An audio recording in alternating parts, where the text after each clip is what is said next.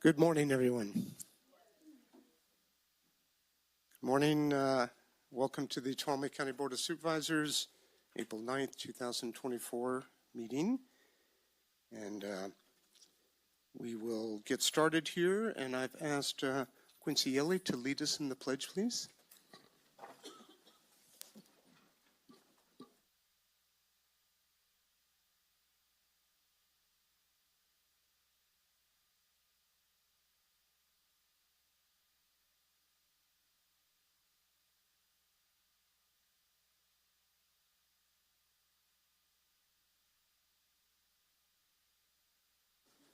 Thank you. All right, so we will have oral communications next. And as I've been saying for a bit here, when you come up, some of you may not have spoken before, so you have 3 minutes. You're speaking on any item during this part of the board meeting. You're speaking on any item that is not on the agenda. After 2 minutes, you'll hear a little beep. The clock's up here. That means you got a minute left. And I would ask for cooperation to please show respect and not use bad language.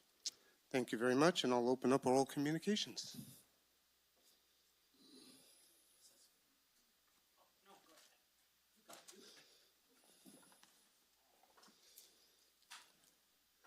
Good morning. Last week when I was here, I spent 10 minutes waiting to be able to speak. I took time off from work. It takes me 20 minutes to get here, 20 minutes to get back, and I lost my 3 minutes because I had to get to work. About 50 to 75% of the people in this room are getting paid to be here, and when you get somebody here that's actually taking the time to get down here, 3 minutes isn't a long time. I resent that. So it would be good to correct some of those kinds of things before, and when you say it's going to be 10 minutes more to get things working right, why don't you go ahead and try and test your stuff before you start? It's rude. Today I wanted to talk about epistemology. How do you know what you know is true? And what's happened relentlessly that I've seen over the last 4 years or maybe 10 years that I've been coming to these meetings is that you rely too much on staff reports and you don't drill down. And I've given you information more than once, but finally we see where Kim McFarland went ahead and quit. What did it take for her to quit? I would say Tuolumne Road was the last straw for some of you. Anaya got his windshield broken on it. I drove up that thing and it's still a mess. And it's going to cost money and a lawsuit to get that thing fixed. Well, what did she do for us? She took away some of our fire egress. One of the ways she did that was by listening to staff reports. And I gave you material from the CAL FIRE people saying that those right-of-ways, those egresses, you can't take away. But you guys did that. You vacated our egress on Pine Hill. I think that's the name of the road that we needed to have. And then you went ahead and you listened to her while she consulted and brought in the Twain Hart fire chief here to tell you that he didn't need that egress in order to fight a fire. That guy doesn't even know what the turnaround radius is of his trucks. I've got it in emails from him. He doesn't know. He doesn't know that the bulb at the end of Shady Brook is supposed to be 80 feet. That was the way it was originally designed, and that's not what it is now. You've got about 40 feet at the most to turn around in, and that got taken away by Kim McFarland. So I'm asking you to go back and look at some of these things and see what were some of the decisions she made, and has there been any fire egress during her tenure here in the county? Look back on those things. All it's doing is costing you more lawsuits. Thank you very much.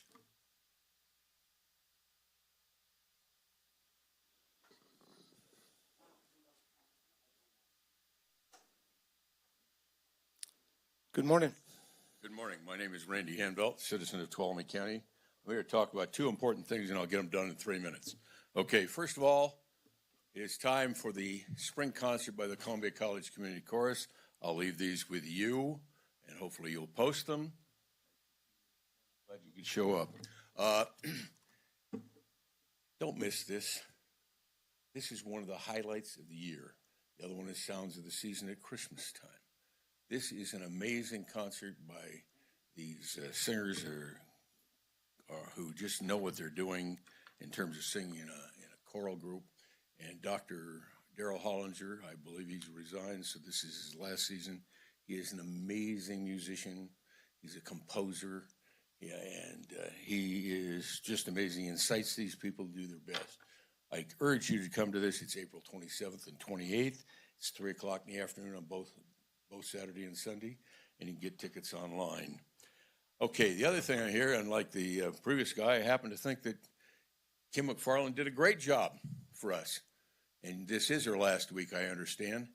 And I'd like to say thank you to Kim McFarland for her service.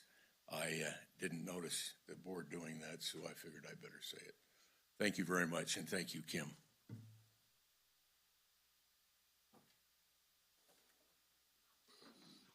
Good morning. Good morning, County of Tuolumne, District of California. That's the proper way of putting it. I'm John Flynn, your political watchdog. Take a bite out of crime. Arf, arf. Enough with that. And that's my signature here. And I would like to read to you, I just found something out yesterday that, which is important to state. The AD 1879 Constitution for the state of California was repealed. Summary: in the general election in California held on November 8th, AD 1960, the AD 1879 Constitution of the state of California was repealed by a vote of the people. I didn't know that. Proposition 12 on that ballot was ratified, and of the many changes that were proposed by the proposition was to repeal Article 22, Section 12 of that ballot was ratified. I'm just paraphrasing this. It's a very long statement, but the primary election held on June 6, 1972, Proposition 10 on the ballot that repealed the entirety of the Article 22 from the AD California Constitution 1879. Without the authority granted by Section 12 of Article 22, all elected and non-elected state officers, that's the governor and the attorney general, lack any authority to hold that office, that all state agencies lack any authority, and that the California State Bar has lost its charter as a public corporation. California Constitution, California Constitution, Article 6, Section 9, 1966. So that's interesting. I gotta get my glass. I can't see over there. Okay, 47. And then I said last week, Ty Robin filed on March 25th at 11:58 p.m. Midnight was the cutoff date. He filed in federal court, and it's a habeas corpus quo warranto. And then he also filed a supplement jurisdiction. I'm just clarifying it. I said he was suing you. He's not, but it's now in federal court, and he's got a federal judge from Ronald Reagan's era, I think, when he was president. So that's about it. So I'll cut it short. Thank you very much for your time. And that's it.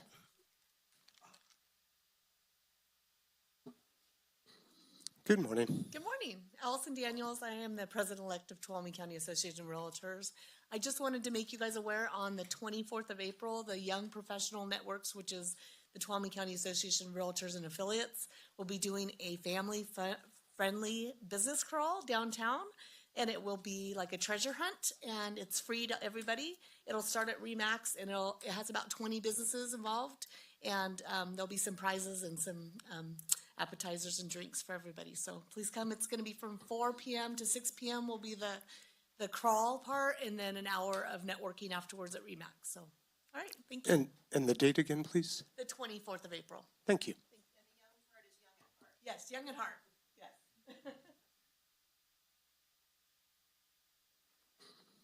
Good morning. Good morning, Board. How are you today? I am a much better writer than I am a speaker. So I'm going to be writing a letter to the editor, and I'm going to copy the board. I think the way the meeting was conducted last week has something to be desired. I was concerned. I thought there was some public arrogance, not on the part of the board, but on the part of the staff towards the public. So I will be making my feelings known with a letter. You'll hear from me. Thank you.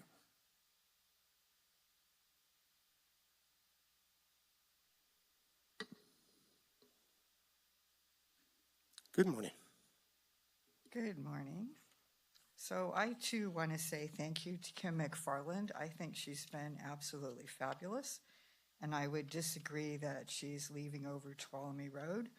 I actually feel she's leaving over that horrible board retreat that we had in January and offended so many people. So the OES had an event, their annual town hall on Saturday, and hardly anybody came. The library got a movie license, and they had their first movie at the library day, and no one came. So people go to a lot, including Friends of the Library, by the way. People go to a lot of trouble to organize these events, and if nobody shows up, that's very disappointing. And this week is the Not My Kid event, and it's my understanding from the Behavioral Health Advisory Committee meeting last week that Behavioral Health is sponsoring and paying for this event with MHSA funds. So those are public taxpayer dollars. And they were told, well, let me back up a little bit. Sonora Area Foundation chose to give money to Sierra Bible Church to help with this event. They previously, for two, maybe three of the two of the Not My Kid events, they donated their facility with no restrictions, I understand. Now there are restrictions, so behavioral health was told that there could be no discussion and no speakers and no sessions offered about our LGBTQ community. They also, at the first one, didn't have anything involving anyone Hispanic or Spanish speaking. So I made a stink last time, and they did at the last minute add a table that had some Spanish speakers. We have Spanish speakers in our community. We also have LGBTQ members of our community, and our tax dollars should not be used to discriminate against members of our public. And behavioral health should not be sponsoring an event that allows groups of our community to be discriminated against. Thank you.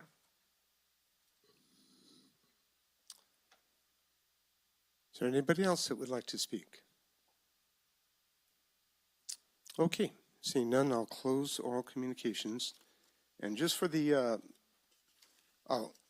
let's go ahead and do staff reports first, and then we'll go from there. Any staff reports today?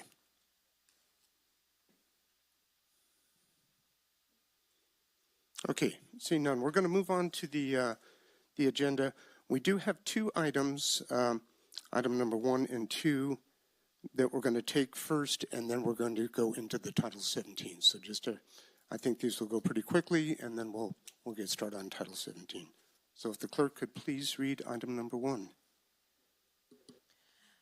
Item number 1, consideration of approving Director of Library and Recreation Services employment agreement with Eric Aiken. Good morning, Tracy Riggs, County Administrator's Office.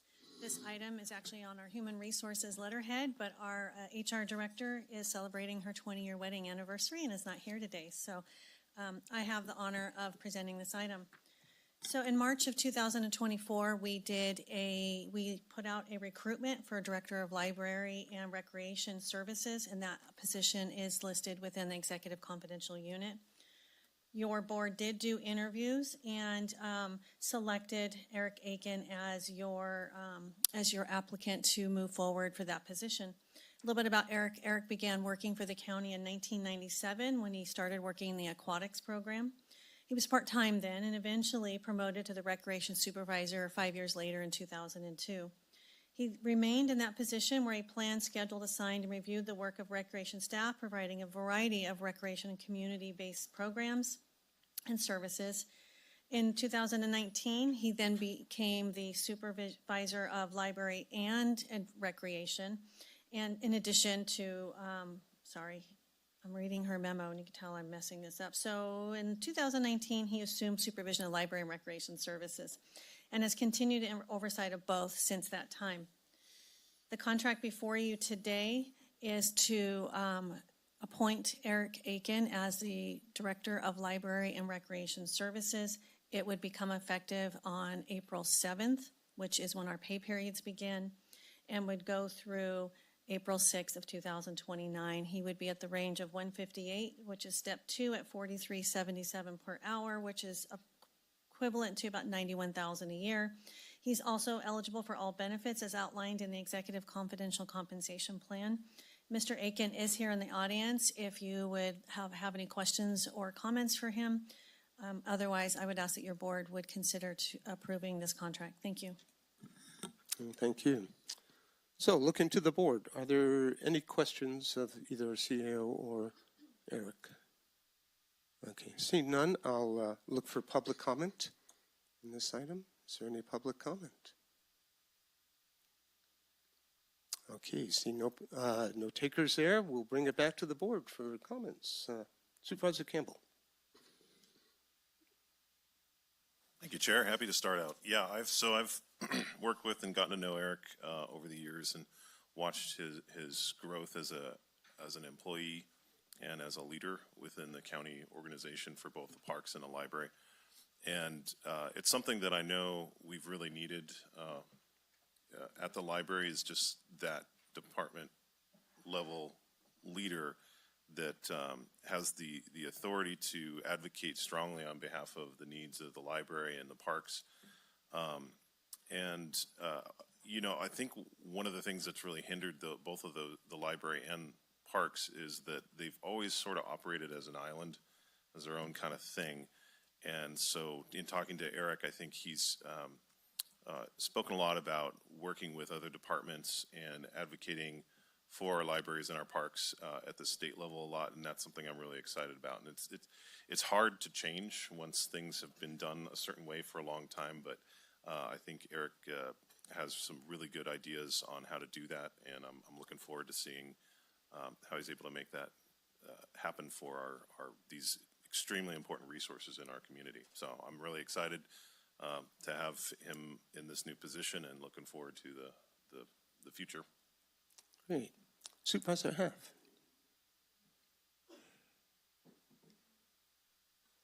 Thank you. Yeah, Eric and I go way back.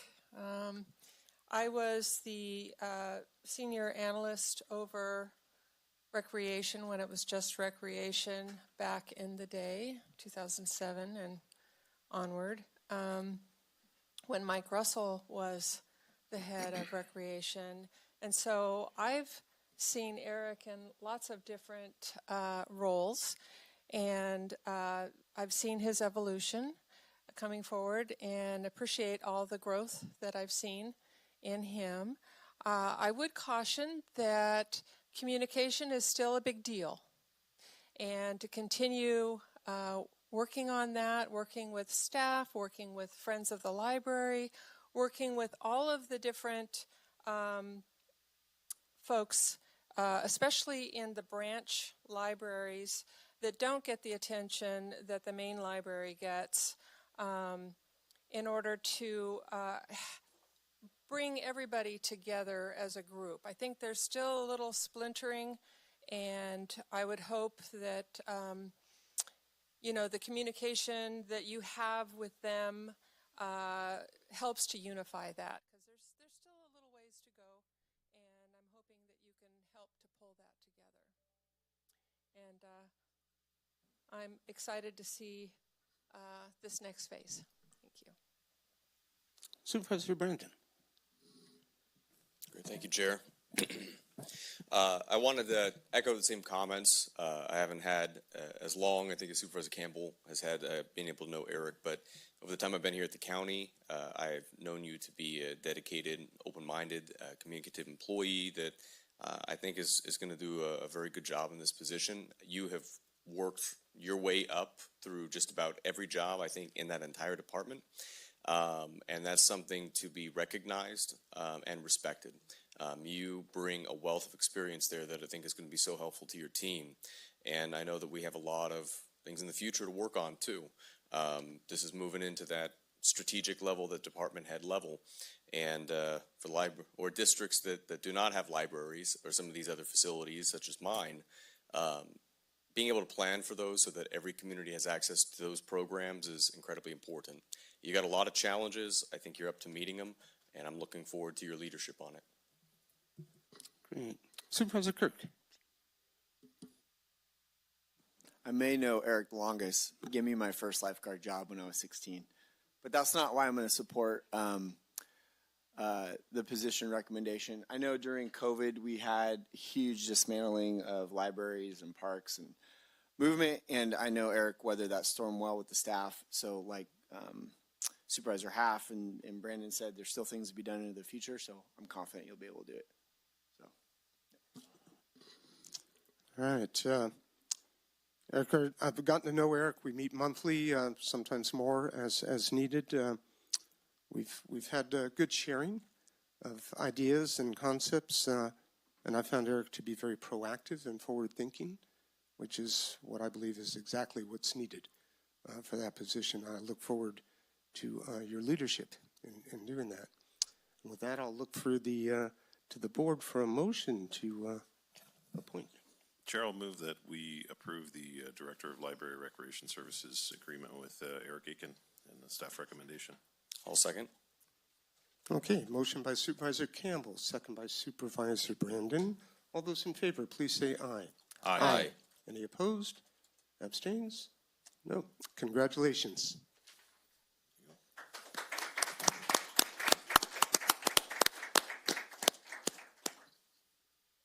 Okay, moving on. If the clerk could please read item number 2. Item number 2, consideration of approving amendment number 3 to the contract with AR Leadership Partners in an amount not to exceed $80,000 per fiscal year for fiscal year 23-24 and fiscal year 24-25. All right. Good morning. Tracy Riggs, County Administrator's Office. This item before you today is to ask your board to consider approving a contract with Al Rogers through his AR Leadership, LLP. As you can see, I listed the different phases within the contract and how it has changed. He initially became engaged with the county to help with the workshop and Robert Bendorf in January. So we entered into the original contract in October. Since that time, we have gone into phase 2 and then now into phase 3, which includes executive coaching for the executive team, the CAO team, and the majority of the cost is related to conflict management and mediation within some of our departments. So he's an objective outside individual who can come in and help to work with our employees and work through issues. I'm only getting really good reports from the work that he is doing with those departments. And at this point, this amount is not to exceed, does not mean that that's where we will go, but it is over my signing authority, and I would ask that your board would consider that so we can keep the good work going that he's doing with our departments. And I'm happy to answer any questions you may have. Thank you. So, to the board, questions? Okay, seeing none, I'll look for public comment. Any member of the public like to comment?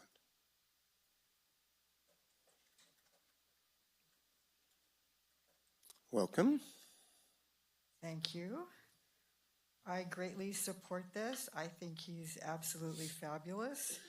And I was very impressed with him when he was at the board retreat because he was brave enough to call out some of your behaviors that needed to be called out. And I'm just very impressed with him, and I'm hoping he'll make a difference. Thank you. Thank you. Any additional public comment? All right, seeing none, I'll bring it back to the board for comments or anything from the board members. I'll say something. Okay, Supervisor. Thank you. I believe Al Rogers has been an asset to this board, and especially with regards to how the board is interacting with staff. I'm hopeful that he can help us with board interrelationships. We've still got a ways to go, and I just really think this is a leg up that we haven't had before, and I'm looking forward to seeing some differences. Thank you. Thank you. Any other board members? Supervisor Kirk. I'll just comment because sometimes I listen to Jacko podcasts, and he goes around and he does exactly what Al's doing, obviously from a different angle. But I think if we want to be a high functioning board, we as people and individuals need all the coaching we can get. And at the end result of that money, because it sounds like a lot of money, but at the end of the day, it's going to lead to a better organization. We got issues with retention, with attraction, and this does so many things on so many levels. So I appreciate Al. I'm pretty skeptic usually doing this for 5 years, but after getting to know him since the board and the follow up and hearing from the staff, I think it's definitely a positive thing. So I'm going to encourage it moving forward. Great. Supervisor Campbell. Yeah, and just to clarify, my understanding is he's primarily working to develop employee relations within departments, correct? And not so Yes. much focused on the board? It is both. Okay. Yeah, and that was part of phase 2. The phase 3 is more conflict management for departments, but phase 1 and 2 did include working with the board and departments. Yeah, and I absolutely think, we need to be part of that conversation. I just wanted to make sure that people understood it's to help the entire organization and not just Correct. the board. Yep. And I've gotten really positive feedback from department heads and staff that have worked with Al, so I think this is a good move. Supervisor Brandon. Sure, thank you. So to say that I agree. I think it's a great asset for the department heads in particular. When it comes to the board, I think it's like, getting a therapist. There's a period.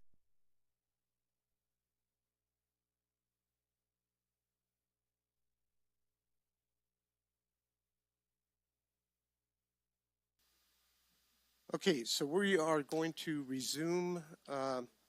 We're just about finished with item number 2. And I think it was back to me for comments, and I was just going to agree with my fellow supervisors. The comments by Supervisor Kirk, I think, were very applicable and appreciated, as well as Supervisor Happ. I've found Mr. Rogers to be very professional, very knowledgeable, and amenable to working to help us resolve, areas of difficulty in the county. So at this point, I'm sorry, Supervisor Brandon, I'm sorry, I thought you had finished. Go ahead. No, they're great. I Okay. had the ability to take some time and make it a little more concise, but saying that, like with a therapist, there's a period of getting to know the organization and the individuals. I think we've been investing in that. I think it's great for our department heads, but this is a tool in the toolbox. It's only as helpful as we actually end up using it. So I know that we have paid and had advice like this in the past to resolve similar issues. I'm hopeful with Al. I think he has got a very fresh perspective on it and is listening and trying to understand that, but it's going to be on all of us to make sure we actually implement those lessons, because he doesn't fix the problem, we do. Okay, good analogy, good points. All right, so back to the board, looking for a motion to approve. I'll move on staff recommendation. I'll second. So I have a motion by Supervisor Brandon, second by Supervisor Happ. All those in favor, please say aye. Aye. Any opposed? Any abstain? The motion passes 5-0. Okay, item number 3 is closed session. We're going to do that at the conclusion of our 9 a.m. appointment, which we're going to move into now. If the clerk of the board could please read our 9 a.m. 9 a.m. Public hearing to consider 1, adopting an ordinance to comprehensively update Title 17 zoning and amend Chapter 3.40.010K Land Use and Natural Resources Fees of the Tuolumne County Ordinance Code. 2, approving an addendum to the final environmental impact report prepared for the 2018 General Plan Update. And 3, adopting Resolution 20-24 to adopt objective site and design standards. Okay, thank you. So going to open the public hearing. Before we get started on the presentation, I just wanted to give everybody a quick rundown on how we're going to conduct this, and it's pretty standard what the board has been doing for some time now. The item was read, opened up the public hearing, we'll have a presentation, followed by questions from the board, then we'll move to public comment, and then bring it back to the board for additional clarification, and then we'll close at the end, and the board will deliberate and act upon this item. So just so everybody's aware of the process that we're going to be going through. And so let's have our presentation, please. Okay, thank you. Good morning, everyone. I will go ahead and introduce our team while we get our PowerPoint loaded up on the screen. My name is Quincy Yaley. I am the Director of the Community Development Department, and I'm joined here today by Tamara Blankenship, our Housing Development Specialist. Two consultants here are with me today, Amy Sinsheimer and Charlie Knox, both of PlaceWorks Consulting, who have been working on the project. Also in the audience is our planning intern, Kaylee Garman, who Tamara apparently told that this would be more exciting than going to school today. So we all have a job here today to make this more exciting than a senior day of high school. And I'll be sure to tell your dad to sign your notes. So. I want to also, before we get started, just take a moment to thank a number of individuals. I want to thank, first of all, the planners in our office. Those are Jennifer Preston, Shady Gonzalez, Natalie Rizzi, Clark Sintek, Rachel Gummerson, Joshua Wazinski, and Taryn Vanderpan. And those staff members have been supporting this process for the last 4 years or so. And also more recently, the planners have been working with the public in both codes. So if someone comes in and is asking a question, they are saying, well, right now it's this and it might be this. And so they've been helping the public understand what's to come. And so that we try to minimize the situation where someone says, well, I was here last week and you told me it was this, and now you're telling me it's this. So I really want to thank those staff members for their work on the project. I also want to thank Tamara. A couple of months ago, I came to her and said, hey, can you help me with this project I've been working on? It's called the Title 17 Update. And she went, well, what can I do? And I said, well, maybe a little bit on the staff report. Well, Tamara took that and ran with it and has been instrumental in supporting this project, both on the items related to housing and on the non-housing items that are more economic development or commercial related. I want to thank Brian Bell, the Department Assistant Director. He is really trying to step in and out of just being sort of building department centric and understanding the whole operations of the department. And so he has also been supporting me in this process. I want to thank Cody Nesper, Sarah Carrillo, for working with me, as well as the CAO office and our other county stakeholders. Just a few more. Our Planning Commission did hear this project 2 times, and I want to thank them for the work that they put into the effort. They were very thoughtful in their comments, and I did appreciate the input that they provided into the process. And back in the day, there were a number of committee members that also worked on this. Board members, you have also put a lot of time into this. I've met with a number of you multiple times. I've gotten a lot of comments back from many of you who have really dove into the document over the years. And so I want to thank you and recognize you for the time and effort that you have put into this in making this project better. And lastly, I just also want to thank our external partners who've participated, as well as the planners that came before me, because there were a lot of folks who were working in the system who had made suggestions that ended up coming into this process. So with that, Heather, do I need to extend the screen, do you think? Okay, let me see if I can do that.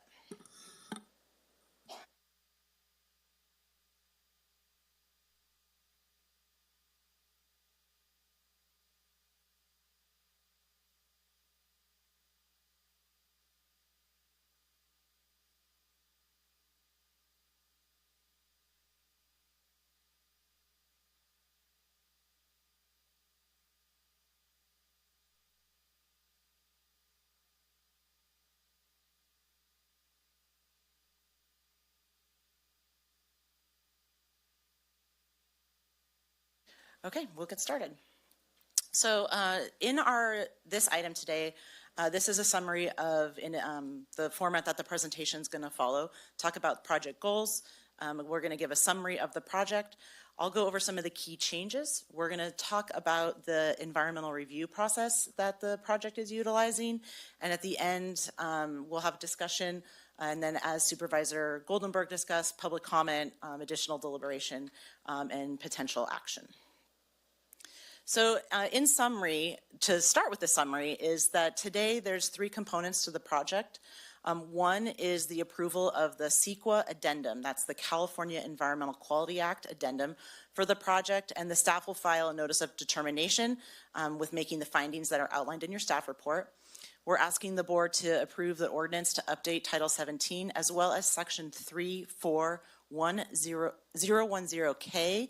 That is the section related to fees of the Tuolumne County Ordinance Code based on the findings in the staff report, as well as to adopt the objective site and design standards by board resolution.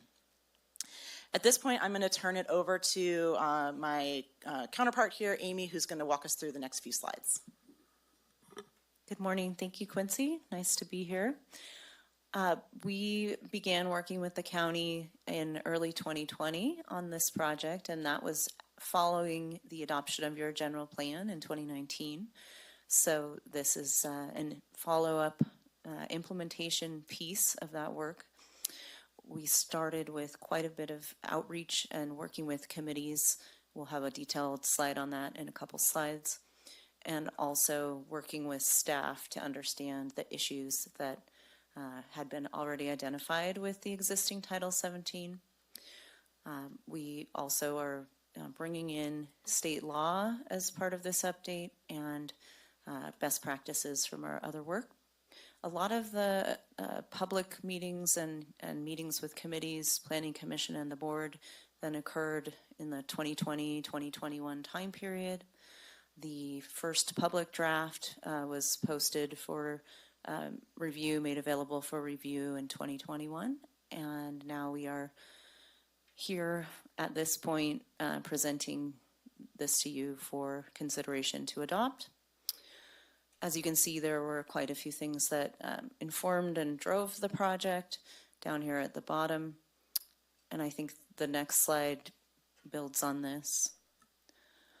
So the project goals that were set out by the county at the beginning of the project are on this slide.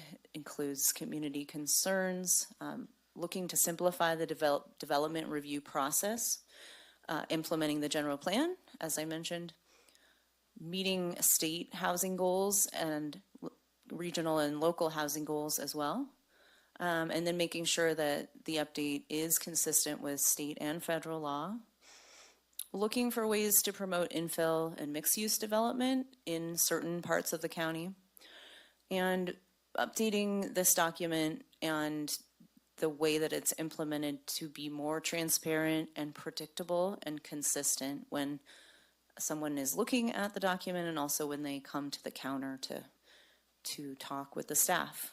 Next slide, please. As I mentioned, we have done quite a bit of outreach over the course of the 4 years. The planning committee met, I believe, sorry, my notes went away here, but I think 3 times in 2020 and 21. The Housing Policy Committee met on this and provided, each time there were certain issues that we were seeking input on, and then of course anything else that was brought up. We met with the Planning Commission multiple times as well as the board to receive input on the draft. Conveo is an online commenting platform that was used by the county to post the draft the draft Title 17 update and to receive comments online. There were, I believe, about 500 comments received through that platform, and then those could be looked at by the public, and also we then downloaded those and considered them for the next drafts. Then just want to say, in addition to all of these specific events, the staff has been making an ongoing effort to reach out to different stakeholders and different community groups throughout the process, not just in official Title 17 capacity, but when other topics like economic development and housing are being covered, it overlaps with Title 17. And so there has been an ongoing effort to continue to listen and bring that into the update. Next slide. Okay, so one of the goals of the project was to have a predictable and consistent process. We're trying to avoid a customer calling on the phone and getting a different staff member and getting a different answer. And so that was a really important part of the work that was done.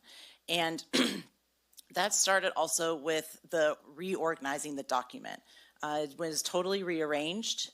There's new sections, new standards for specific uses that used to be buried within a one code section, one chapter called General Provisions, and it was really difficult to tease out the information for a potential project.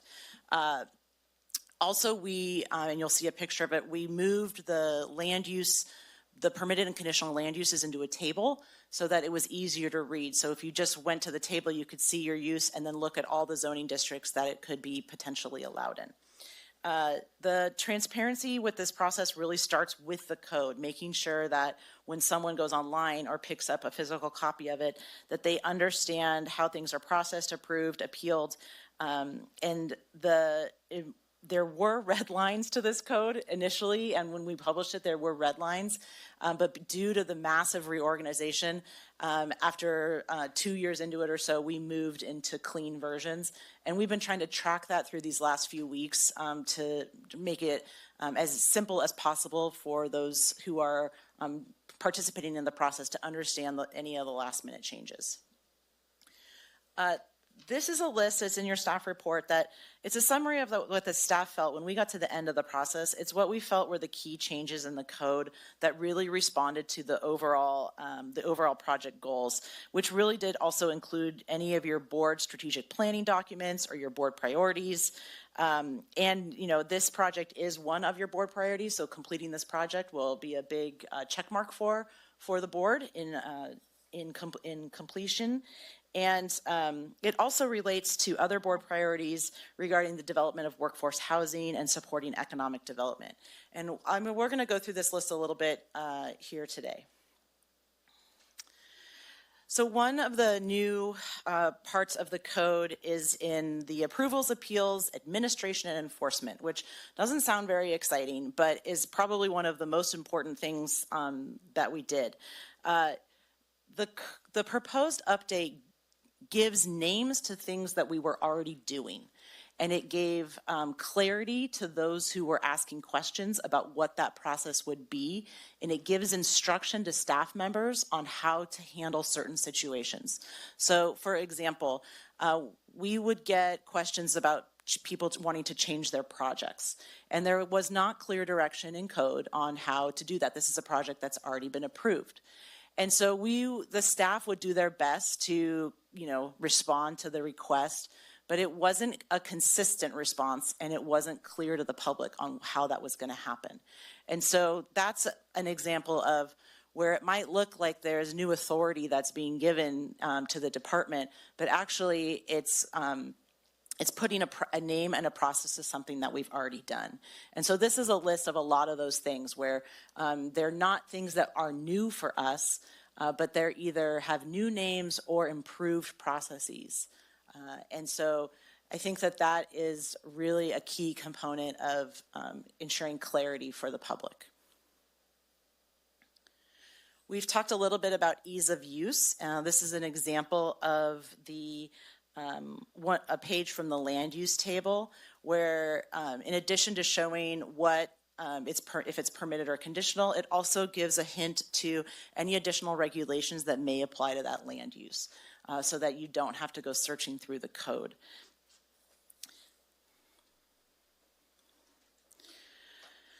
We talk a lot about the goal of the project being transparent, predictable, and consistent. Again, this is coming directly from your board in terms of where we started. And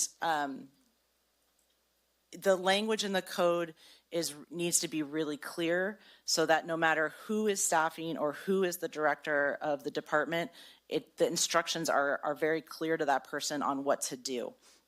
The new code also relies on objective standards, and we're going to talk a little bit more about this later, but basically meaning that the rules of the game are known before they come into the department. And kind of like a building code. You know, a building code is out there, and if you're going to submit a building project, you know the code, the rules that your project needs to conform to.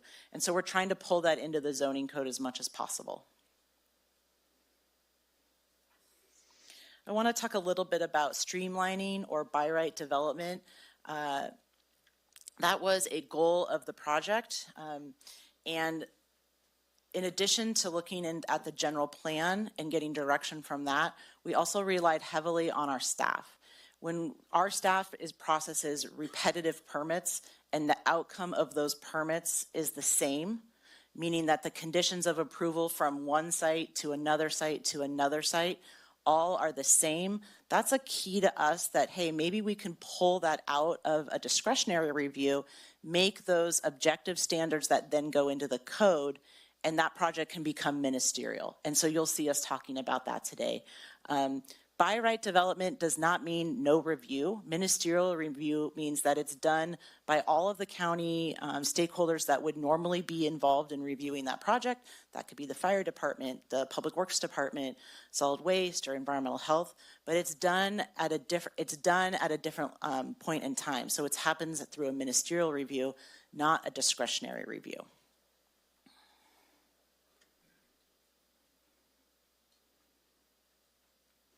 So here are some of the key changes for the residential zoning districts. One of them is to increase the number of dwelling units in the R1 zoning district from 1 to 2.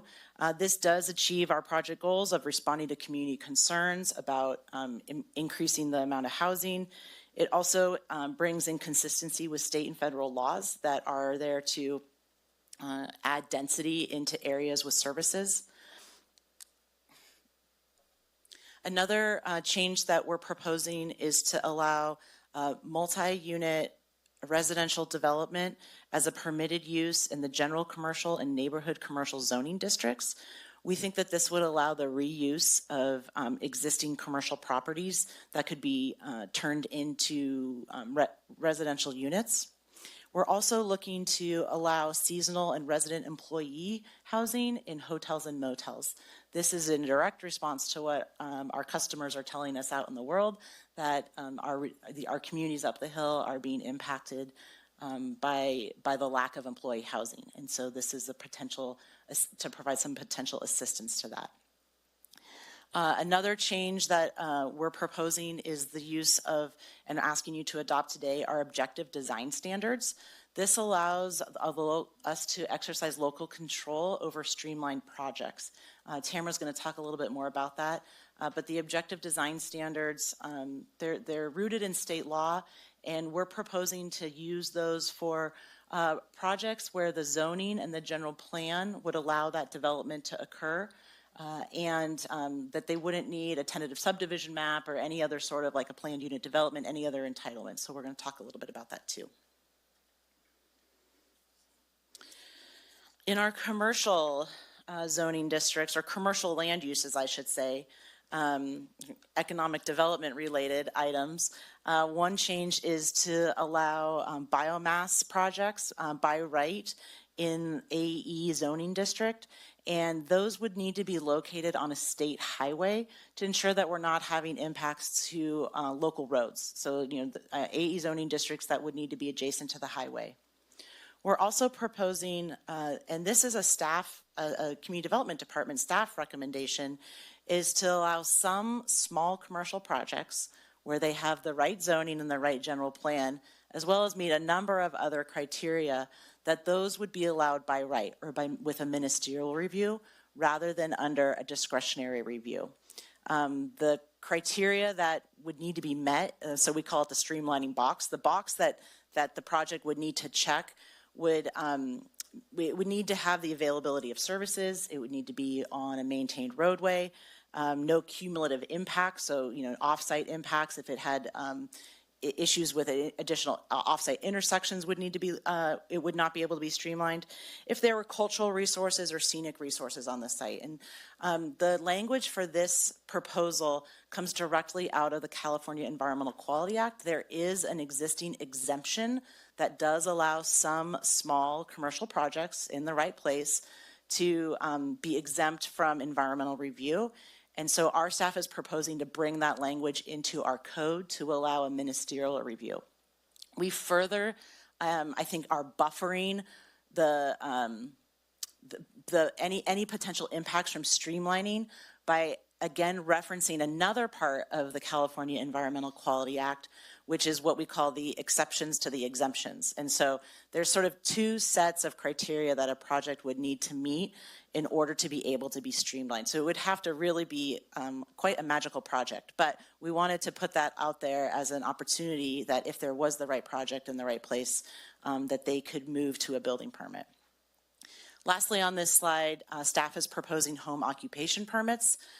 This is in response to a lot of code compliance cases that we get where we have home-based businesses that are not following a set of sort of good neighbor standards, and our staff is proposing to put a permit into the code that would require home-based businesses to get a permit for that. It would not include anyone who's just working remotely. So if you don't have customers coming to your house, that would not apply to you.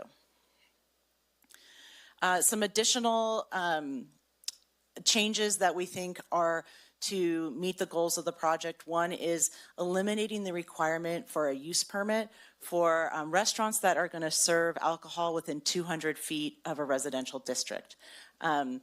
This is one of those examples where we issue the same permit over and over again and the conditions of approval are the same. And so staff stands back and asks ourselves, well, where was the discretion actually applied? And so we've taken those conditions of approval and made them objective standards in the code. We usually issue these to the same building over and over again as businesses change, and it becomes a barrier for economic development. Lastly, creating a temporary use permit. This is in response to some of our community groups or our nonprofit groups that want to have events. The current code is very limiting on the number of events that can occur.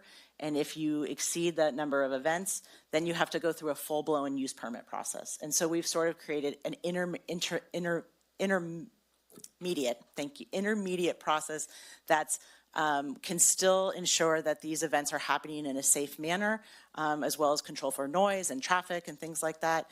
But that would also not have to send them through a 6-month or more use permit process. And now I'm going to turn it over to Tamara. Hit the button.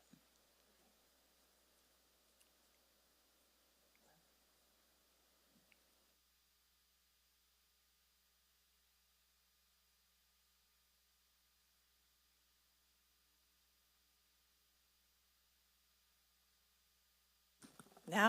Okay. So you've heard Quincy refer to objective standards several times, and you see that reference in the code. So I want to talk a little bit about that, and then especially how it applies to residential.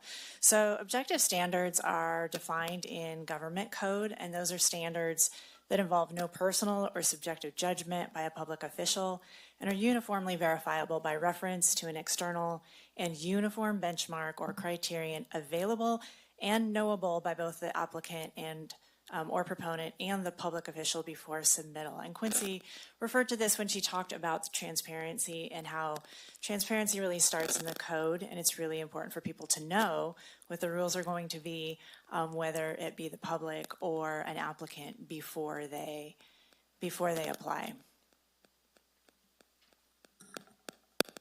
Yeah. Specific to housing, objective standards are a tool that while the state has enacted legislation regarding housing that really dictates the housing tools that are within our control to be able to increase housing, they give us a local tool in the idea of objective standards. And we are able to locally adopt objective standards that allow us to exercise local control over what our housing projects look and feel like. So we had 3 goals when we set out to draft our objective site and design standards for residential development. We worked with external stakeholders, internal stakeholders, and we had 3 goals. And one was to increase the variety of housing choices affordable to households at a range of income levels, maintain the scenic and historic character of Tuolumne County, ensuring that future development enhances community identity, and to streamline the application and approval process. And this is really important to us to reduce costs and allow housing projects to be built in our county. So a few things that I think are really important to point out what objective site and design standards do and don't do. So as I mentioned, this is really a tool of local control. So it allows us to respond to state laws, but to be able to maintain the things that we feel are most important to make sure that Tuolumne County, as residential projects come online, that we maintain the look and feel of what makes Tuolumne County a special place to live. It improves efficiency and transparency, as we mentioned. It really seeks to ensure consistency and local community character. As Quincy mentioned, this applies to multi-unit projects that are consistent with general plan and zoning classification. And the outcomes that are permitted through this process are consistent with what has traditionally been allowed in a planned unit development permit process, but it allows a streamlined ministerial process to get there. It doesn't provide any relief from building code or the Subdivision Map Act, any water or sewer requirements, anything that Public Works requires or fire. It doesn't provide relief from any of those other codes. And it doesn't apply a lower standard than is currently allowed within Title 17. These standards would apply to affordable projects as well as above moderate market rate projects. So they really are consistent across all income levels. And it doesn't apply a higher or lower standard than what is in our existing community design guidelines. It doesn't apply in historic combining districts or historic preservation combining districts, so we maintain the control over properties zoned historic, and it doesn't relax any health or safety standards or compromise quality of life in any way.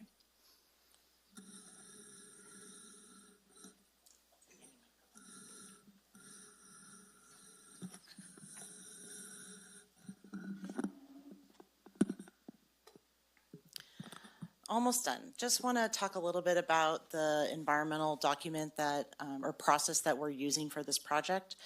So when the general plan was adopted in January of 2019, it also included the certification of an environmental impact report. And state law allows tiering from certified environmental documents. And so the scope of the project was controlled by requiring it to fit into that certified environmental document. And so staff is proposing that we would adopt an addendum that's been included in all of the materials. And anytime that someone was like, hey, we have this idea, we want to make this change in the code, staff would need to filter that through the approved environmental document to make sure that that change was in the scope of the previously approved document. So there were a lot of great ideas that were suggested during this process. Not all of them made it into this project because of our intention to not have to update the general plan EIR or do a supplemental EIR, but was to be able to rely on an addendum. And so in summary, I just wanted to conclude by saying that this project, we were always checking ourselves. Like anytime there was a suggestion or a comment or a concern, we were checking ourselves against those project goals and objectives that we showed at the beginning of this presentation. We were listening. We might not have had recent formal meetings on Title 17, but we have been listening, not just through the meetings that Amy mentioned, but even when we're working on our projects that are specific development projects, if there's something that is like, we could improve this, we've added it into the code. In response to your direction, we're prioritizing housing and economic development. And again, as I said on the last slide, all while staying within the bounds of the general plan and the EIR. There certainly is more work to be done. The list already exists and is getting added to with additional policy changes that could be contemplated by the board with a separate environmental document. And so that's an important part that we understand and that the public understands, that while this is a major milestone for your board to complete, it's not finished. And if we need to, we can talk about the staff's intentions and processes of how we would move forward with that. So that concludes our presentation. I did give you a yellow piece of paper. It's blank. The intent being that if you need it to sort of take notes, or we make, if we're going to be making changes today in the code, that we can track those and then put them into the document should your board wish to do that. And with that, I'm happy to answer any questions you may have. Okay, looking to the board here. Questions? Supervisor Kirk. Shouldn't have looked at you. Test, can you hear me? And I might have more. I'm just kind of collecting some of my thoughts. Supervisor Brandon provided a list of some things that he'd like to see implemented. Have you had a chance prior to this meeting to review this? No, maybe not to the board, but. Yeah, I got it this morning, okay. And so I took a really quick look at it. Okay. Some of those, and I should say, some of those items are not new. Some of those things are topics that Supervisor Brandon and I have talked about. So some of the ones that potentially you've talked about, back to that slide about if they could fit, you've put them in. If not, you didn't for the EIR reasons and not wanting to have to do revisions and do the addendum. So I guess my question would be, maybe before we have a discussion about approving it, sometime in the future this morning, could we have a recess to where if there is anything new in here that you haven't seen, if you could do a quick look at it and see if it's something we could add to Title 17 today? Would that be reasonable? Yeah, I can go. I have some notes on it right here. So okay. I think that concerns or storage, certainly moving anything that your board wants to move to a conditional use would be within the scope of the project, because you're essentially putting more regulation on a land use. Okay. And so moving things to more regulation is something that could be done. Okay. And there, if you have specific questions on why things are where, we might be able to answer that. So here, what I don't want you to have to go through these 4 pages now. I think what I'm going to ask the board, maybe after we're done with comment and questions, is if later today we could take a recess, you could go through these, maybe let me know which ones you've reviewed and can't be done because of the reasons you mentioned earlier, or maybe ones that we could have a discussion on that could be added. Definitely, I would like to know if there's going to be a greater restriction put on it if we were to adopt it. So that would be my request for these specifically. One of the questions that was brought up a lot that I got hammered on from a lot of folks in my district, and it's a good example, but I just want to talk about it real quick. I have a couple questions. Twin Heart Shopping Center, right? We've it's been a hot subject within my district for years, but obviously some things took place this last year. Under Title 17, it would be under this, if we were to adopt this, it would be, I know the answers, but I just want to confirm, it would be an administrative process, correct? Correct. So if that would say, if you were going to be proposing either the conversion or new housing in the C1 or CO, that it would not be a discretionary review, that it would be a ministerial review. Right.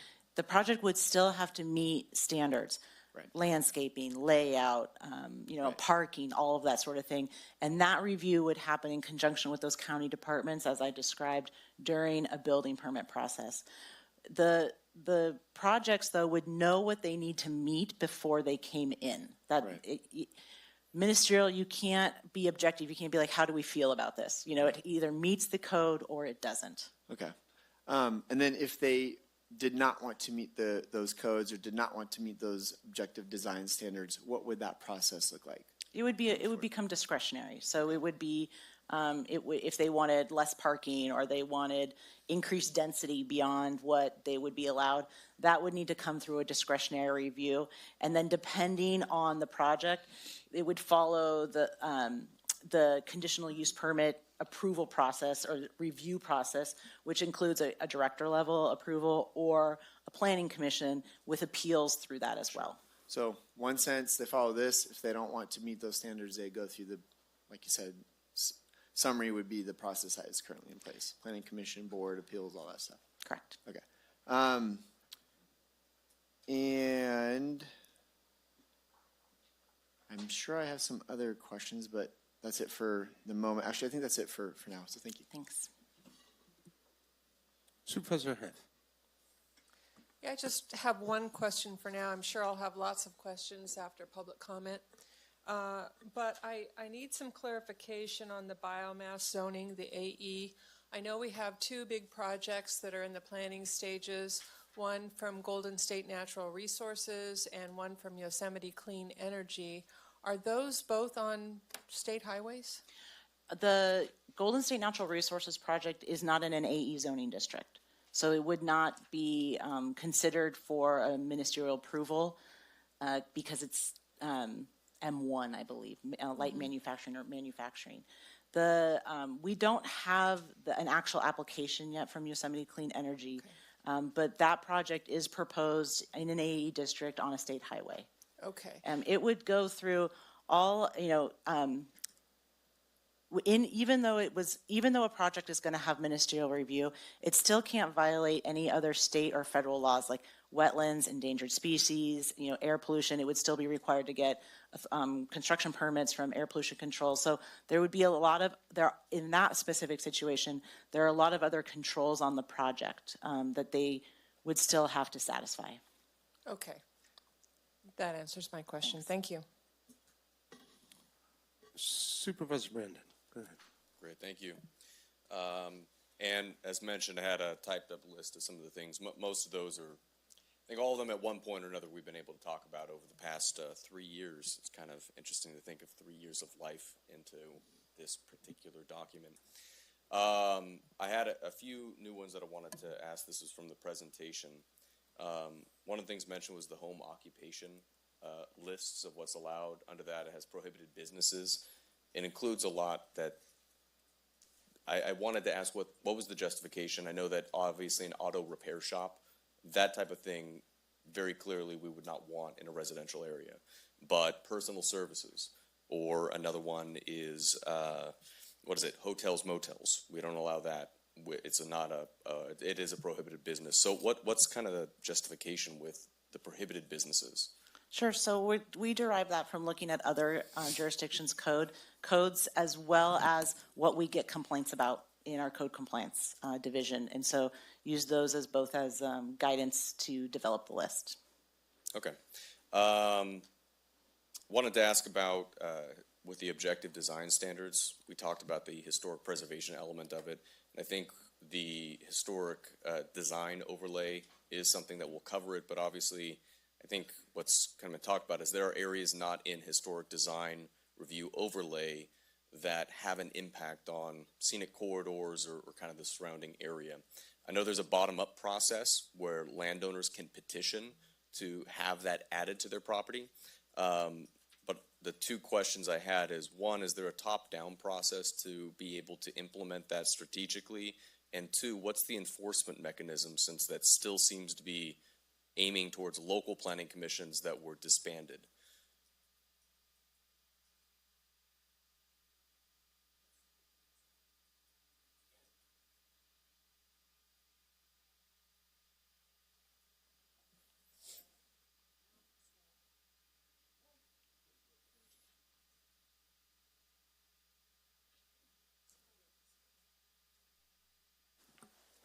Okay. There we go. So two questions. When it comes to the historic overlay, I think that that's something that can be discussed, that's kind of outside of the scope of this project in terms of what that process could be. We tried to build in some things into the objective design standards to really solidify those areas of concern with the real historic nature, where the historic area may not reach all the way out to kind of the areas that we might be concerned about, entryways to communities, those types of things.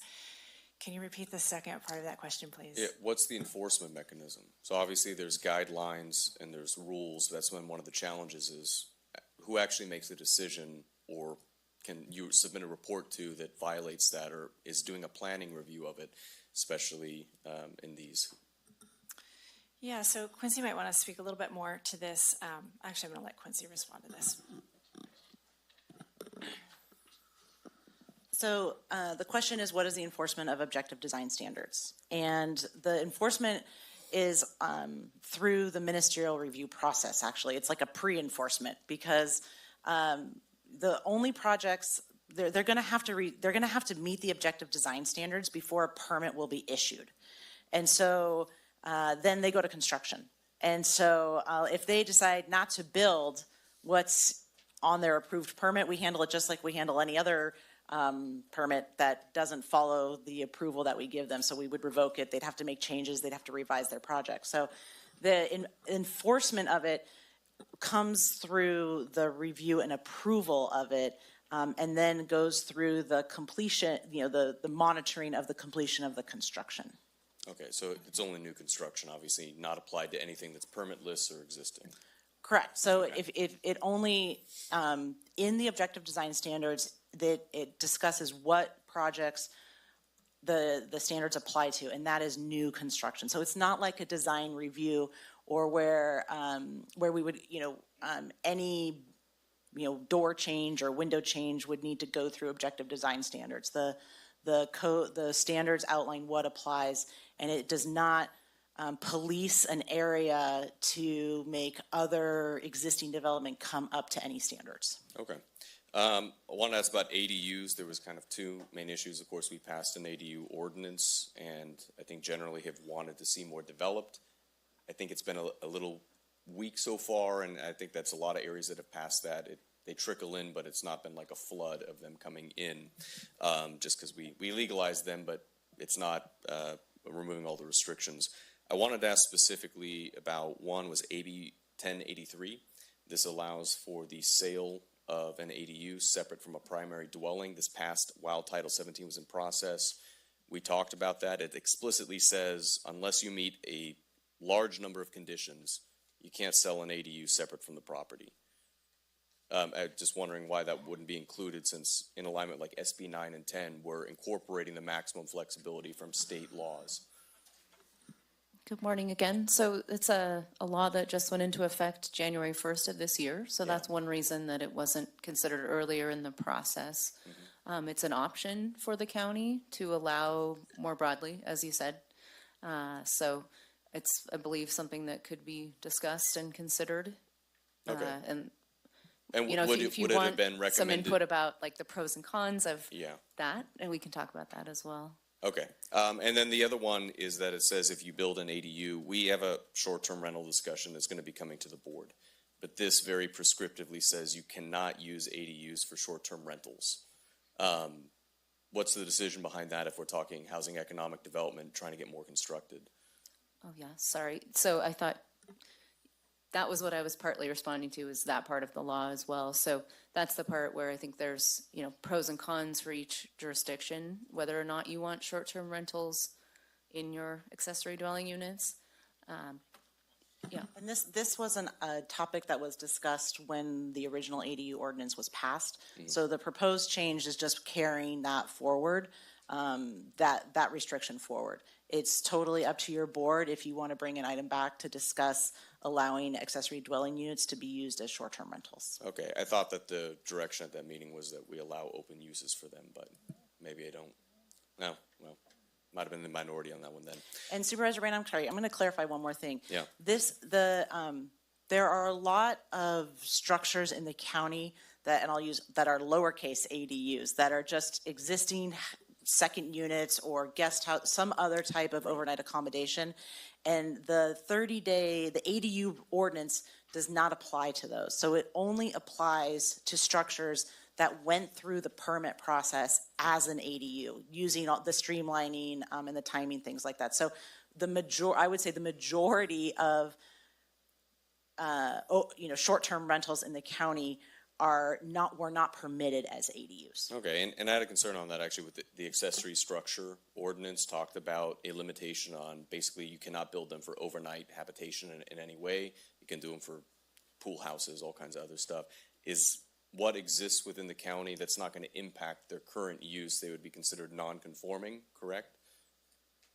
For those types of non-permitted, non-ADUs, but similar, you know, to ADU type facilities where people might be living in now. Yeah, so they would need, in order for someone to be legally living in a structure, it would need to have been permitted for that use. That includes a lot of very specific requirements in the building code. I just want to ask my last question on this, and I think I know the answer, but this is probably the biggest topic of discussion after the inclusionary ordinance. This has been the minimum lot size, the floor to area ratios, and then also the minimum site area. We have some restrictions on this, to my knowledge. These are locally generated, though common, but they're not something that is required of us to have. I wanted to ask why they're not included in this update to basically reduce or eliminate minimum lot sizes, minimum site areas, and expanding or eliminating floor to area ratios. Sure. So minimum lot sizes has been before your board before, and your board did not direct us to change that. So that's why it's not included, was because the board didn't tell us to do it. I believe we directed that it would be part from our comments of the later Title 17 revisions. No, it was because our position is that it's going to need additional environmental review, and your board did not want to incur that review with this update. The other items with respect to floor area ratio or the other provisions, those are, you're correct, those are local regulations that your board can change should you want to. They're not included because we didn't get consensus from the board to do that, but certainly that can be done if your board wishes. Okay, thank you. Mm-hmm. If I could just add, there was some board direction. Is this on? Nope. Hello. Testing.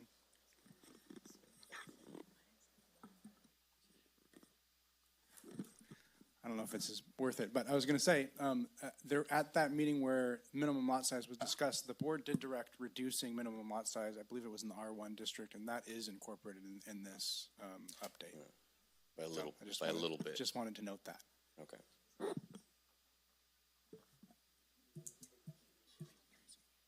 Supervisor Campbell. Thank you, Chair. Oh. Dion. Hello? All right.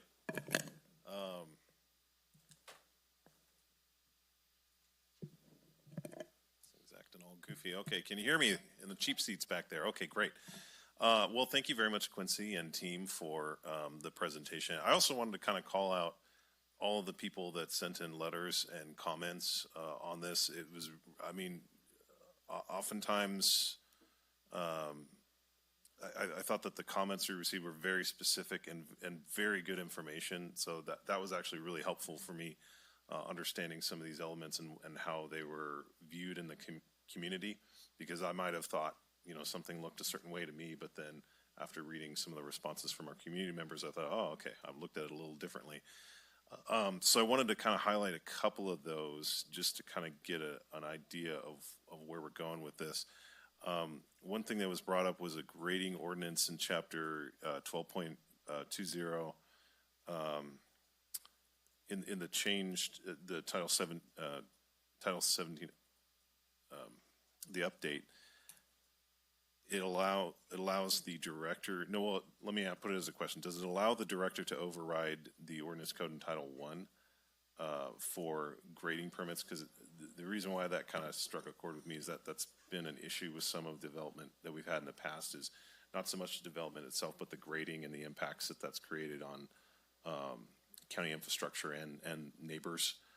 That's been a big issue that's come up. Can you kind of address that and speak to Sure. that area? So the proposed update doesn't change anything related to grading permits.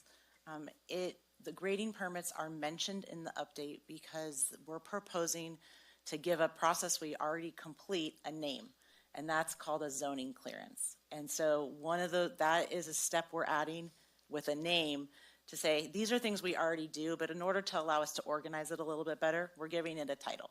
But there's no changes in this process to the grading code.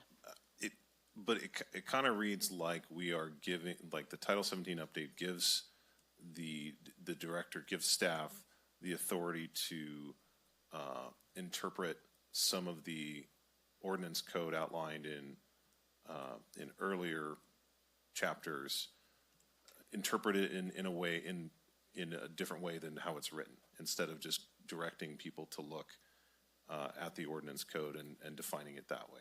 Can you expand? Does it give it? Just asking you directly, does the Title 17 update give staff or the director the ability to override some of those other elements of the ordinance code? Nope. That was a no? No, it doesn't. Okay. So the other part I wanted to ask about was, would this be the place to make some provisions and rules regarding private storage of RVs, unoccupied campers, trailers, cars, dump sites on private lands? Would this be a place to include some restrictions on that? Because that's been an issue that's been brought up a number of times, that we have private parcels within communities that end up being kind of like trash dumps or car storage or trailer storage, and it impacts communities. Would this be the place to kind of address some of those issues? Those are addressed in the code. They're in there currently, and they're continuing forward. A lot of the issues you're mentioning are just related to the code compliance process, and which we've talked about before, which doesn't always result in a remedy, because individuals can pay a fine. But especially with vehicles, we do work closely with the Sheriff's Department, and so there's a lot of things that we consider when we can go in and do enforcement through code compliance or work with the Sheriff's Office Vehicle Abatement Program. Well, that's kind of what I'm going to, is that it's in the ordinance code right now that you can't have over, I think, 7 vehicles or something on the lot. But obviously, we still have a big issue with that in the county, regardless of the fact that there are rules about it. So is there a way that through the Title 17 update we can add some teeth to that? Are you asking for all enforcement of Title 17 is routed to Chapter 110. And so if you were going to be strengthening any enforcement, that's where I would recommend that you do that. Unless you can make all of the land use changes you want to make in Title 17. You can say no storage of RVs or no storage of cars. But as you've suggested, individuals are doing it anyways. The enforcement piece is not in Title 17. It's in Chapter 110. Yeah. Okay. Well, I'm looking for ways to improve that situation, and whether or not Title 17 is the place to do that. It sounds like it's not. It's not. And we did just bring the ordinance changes to Chapter 110 to you. And if you want those to be changed again, we can bring that back. Okay.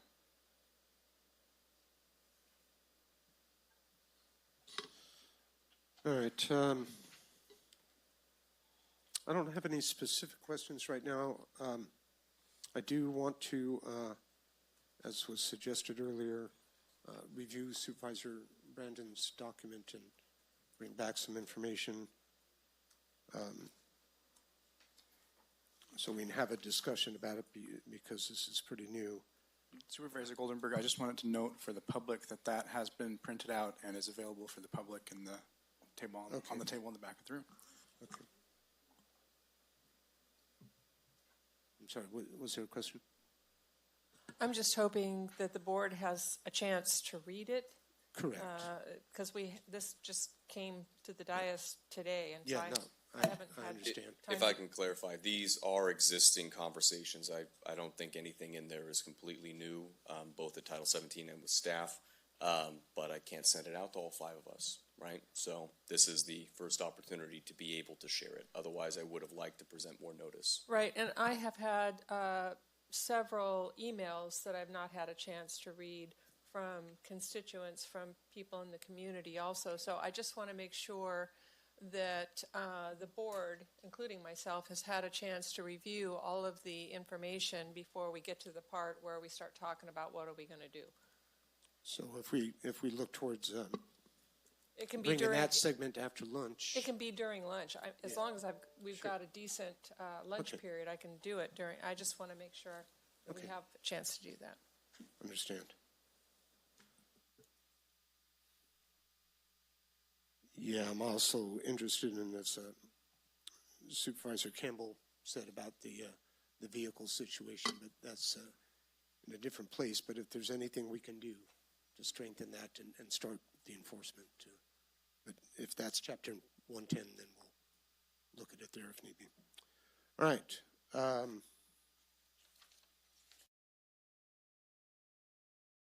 Let's see here. Okay, at this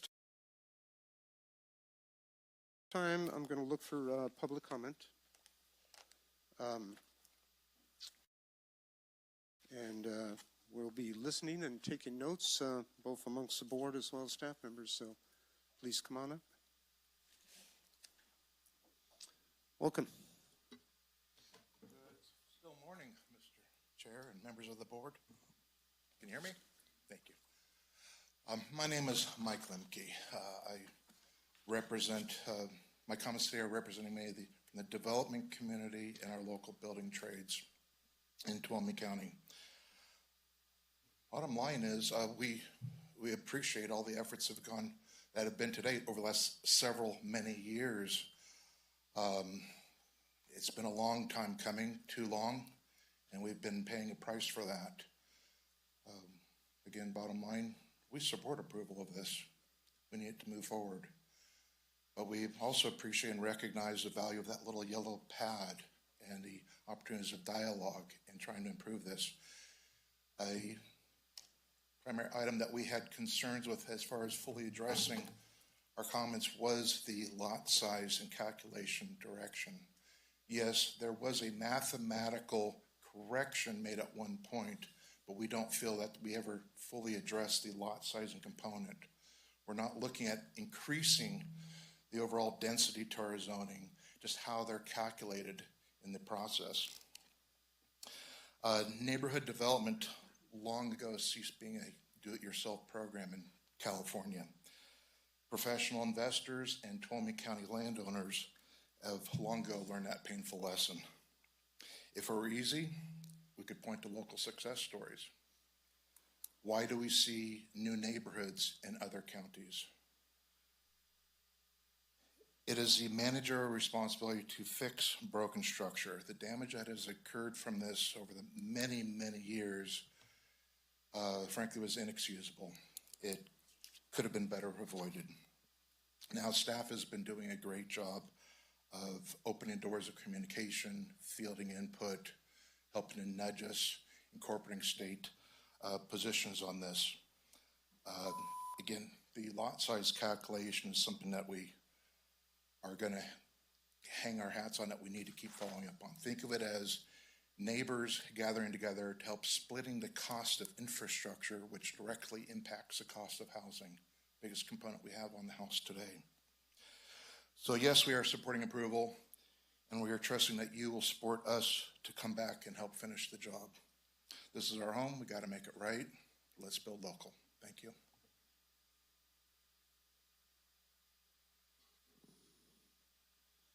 Good morning. Welcome. Hi there. Betsy Hurst with Century 21, realtor for 26 and a half years in this county. Mom, grandma, everything. Anyways, if you guys are going to consider approving something about selling ADUs separately, you better talk to us first, because unless it's sold with the land, you're talking about personal property and not an actual possible sale. Lenders may not lend on it. So talk to us first. Okay. I've got 2 acres. I can build an ADU on my property, and I have 1 parcel number. So unless my parcel is split and that ADU is separate, I would not be able to sell it. Okay.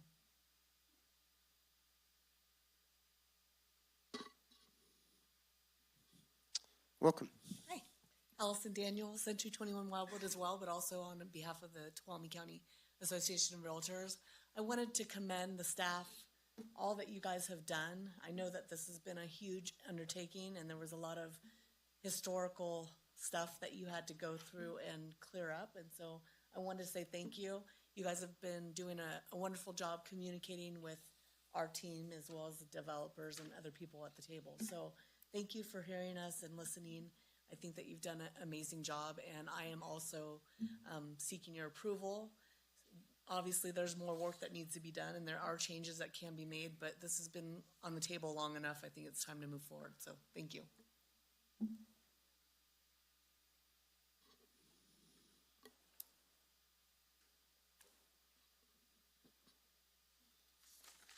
Good morning. Good morning, Board. So I'd like to also acknowledge staff and the community investment that's been made in reaching this milestone. I'm Tom Crosby. I'm here representing the Business Council. Sorry about that. So I just wanted to point out some observations. One is, although it's been evolving very slowly, Title 17, I believe, should be a living document that's adjusted to our initiatives and programs and changes that we're I believe, all intent in making for the benefit of our county. And so, I recognize that it provides the guardrails and structure and regulations and all the things that we need to keep us safe, and that's important. But when there are components of Title 17 that become a barrier or block growth, economic development, any gains in prosperity, then I think we need the flexibility to modify it rapidly and not wait like five years or 10 years. I think this is going to be a problem for us going forward. So I'm looking for, I'm listening for a commitment on behalf of not only the board, but the entire governance structure to be able to allow us to make modifications, allow modifications to occur to Title 17 to keep pace with the changes that we need to make as a community going forward. And I think those mechanisms are in place, but like last night we had a really nice long conference call with some of us here, and it wasn't really clear about how that mechanism would occur. So I'm hoping that we'll get some clarity out of this whole process about how we can adapt Title 17 to keep pace with the community's needs. And really this is an opportunity for the board to reestablish its commitment to economic development and growth and prosperity for the community. So I just wanted to, we're going to be deep in the weeds of all the details of Title 17, but above this is a strategic vision and a commitment to the community to take us forward into the future. And Title 17 needs to keep pace with that. So thank you very much.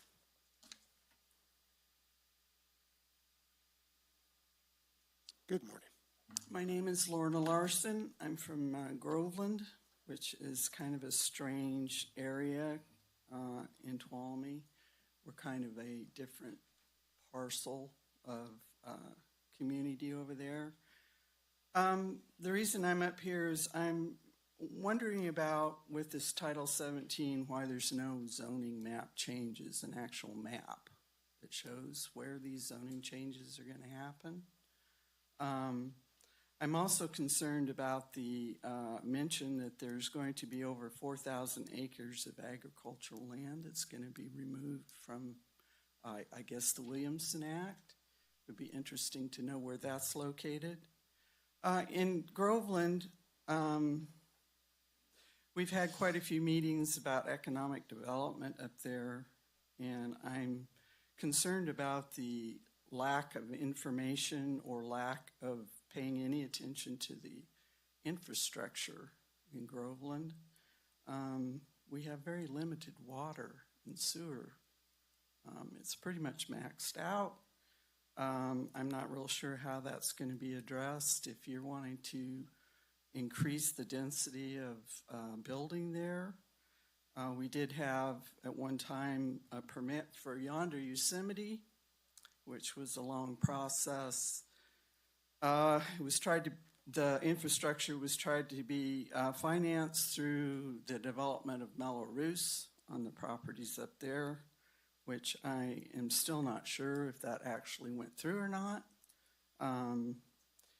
It seems that with the developments that have been put in for permit processes, they've been withdrawn because of lack of infrastructure, water, different things.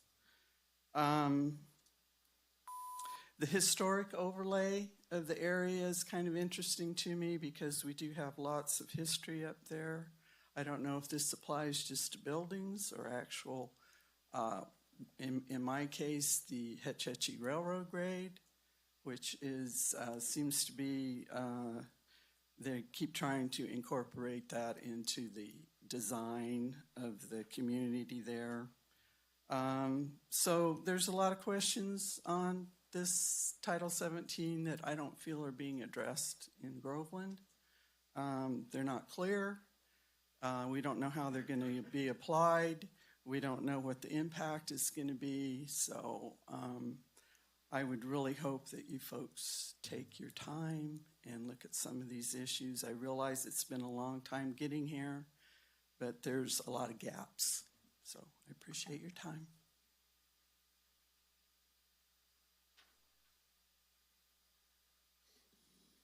Good day. Good morning, Board. I wanted to I'm in two roles here today. One is private citizen. My name's Debbie Reagan, and another one as a solid waste director. So two hats, and I'll try to be clear with my comments of which is which. One, when it comes to discussing the changes in Title 17 related to accessory dwelling units and the upcoming ongoing discussions of short-term rentals, I think it would be beneficial if we look at this and make sure we're very clear when we're talking about attached ADUs, detached ADUs, and junior ADUs that are inside an existing building. Just because the rental prohibitions that may come up with these could have some very unintended consequences. And I would anticipate this being adopted before our short-term rental discussions, which literally just started last night. So that's one issue. In my solid waste hat of this, there's Chapter 8 of our ordinance code. 8.05 deals with how we handle our garbage, rubbish, and refuse. And there is a definition there of residential rental properties. And this is where I intersect with the Community Development Department frequently on this, is that if you are a property owner and you're renting a property, your property needs to be on service. And I'd like to see that in the permitting process. And this is a discussion we can have offline of how to make sure that we don't, as we permit ADUs and what they do, whether they're rental or not, that we don't have the unintended consequence of a lack of clarity when you need to provide service for refuse disposal versus not. So that just is an issue that comes up to me. I want to avoid those sorts of unintended consequences with this. I think that that'll be a thing that comes up as we're going through the short-term rental discussions as well. But I appreciate the opportunity to bring these comments to the board. I don't have a particular action request. It's more of an FYI and a future looking forward concept. Thank you.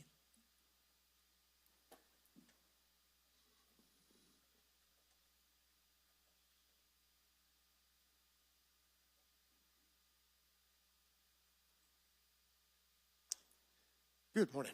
Good morning. First, I'd like to thank your board. I'd like to thank your staff.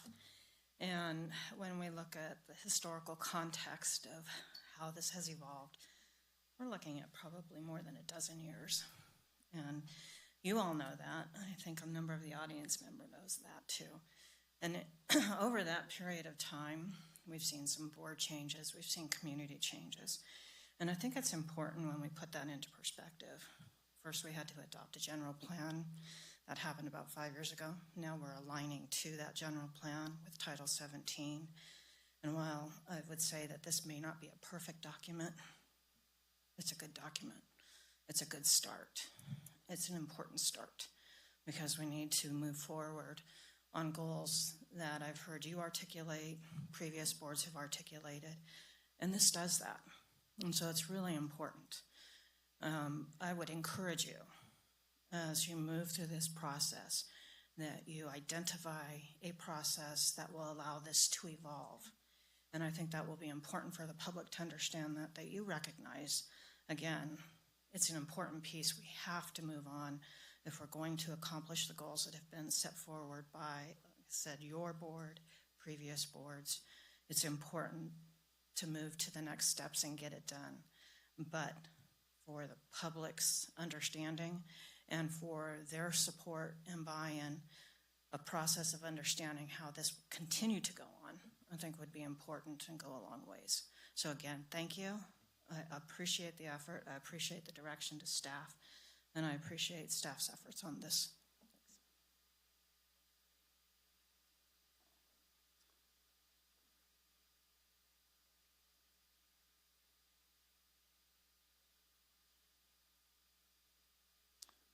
Welcome. Good morning. Ron Kopf. I'm speaking on behalf of Tuolumne County Association of Realtors and also the Tuolumne County Business Council. I'd like to thank staff and everybody for all their efforts on this. Since 2019, when we adopted the general plan, we've had a zoning ordinance that's been in non-conformance, so I know there's been a lot of work to go forward with. I appreciate also that we've also acknowledged that it's still a work in process and there's a lot of work left to do, because when you're trying to address the existing EIR and everything else with that, you can't cover everything. So it's not a perfect document. It's not the complete document. There's a list of a lot of issues that we still have to address. It's a much improved document. So we really want to see this thing get adopted and move forward, and then we want to continue the work going forward. So it's been mentioned by Mike that, one of the biggest things is probably this minimum lot size. And if that's going to require some additional EIR analysis and some additional legal work to deal with that, if you look at where our current zoning is in the county, R1 and the LDR is probably the area that we have the most land that's been zoned in that area, and we need to address it. When you look at previous projects that have been approved, we're lucky to hit half the density that we're allowed to do, because when you deal with the environmental factors, you've got the drainages and the creeks and the environmental areas you're trying to save. You can't make everything at that 7,500 square foot lot. It makes sense to have some variation of lot sizes in the project so that you can make that work. So there's a lot of work, and if you look at the list, Supervisor Brandon's put together a list. I have a list. There's a lot of things we can go forward with, and as we come forward, it would be good to make sure we have a process and we have a way to prioritize those and go forward and do it. Let's take care of the ongoing low-hanging fruit, but as you look at the entitlement process in the county and in this state, there's nothing simple about the entitlement process. It's very cumbersome, convoluted, and the more we can do here to address that and make it simpler to go forward with residential development and the housing we need and the economic support, it would be helpful. So we look forward to working with staff and the supervisors going forward to address these ongoing issues. We appreciate all the work that's been put into this point. It is a much improved document, and we'd like to see it get adopted so that we can then move on to the additional parts of it. Thank you.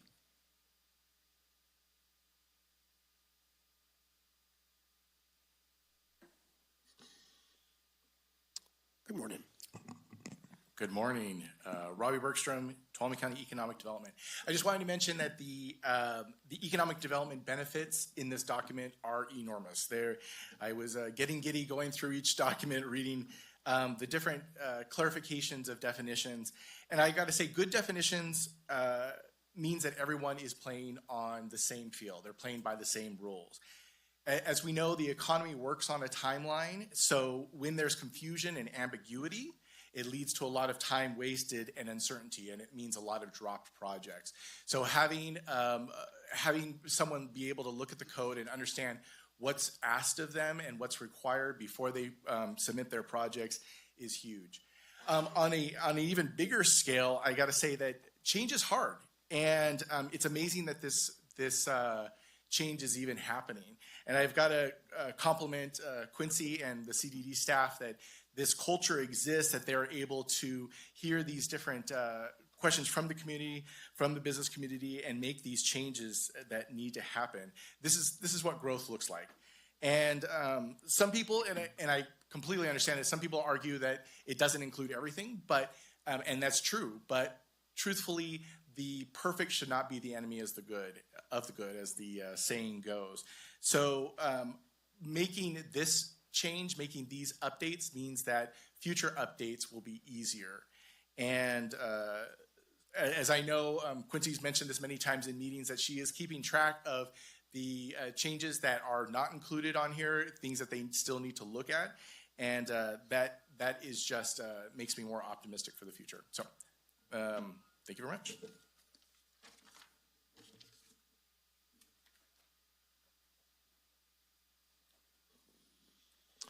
Good morning. Good morning. I'm Sasha Farkas, Tuolumne County Farm Bureau. Friday afternoon, we got an email saying you guys need to take a look at this. And we had a board meeting last night. We kind of went through the document, and some of our concerns are just on these, I don't know, tables, I guess.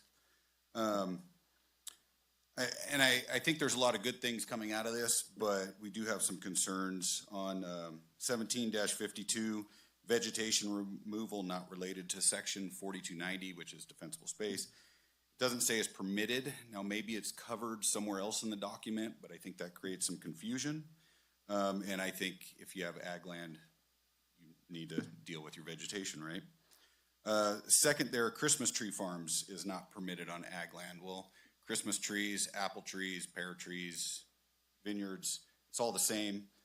It should be a permitted use on ag land. I know we had this discussion 8-10 years ago or something.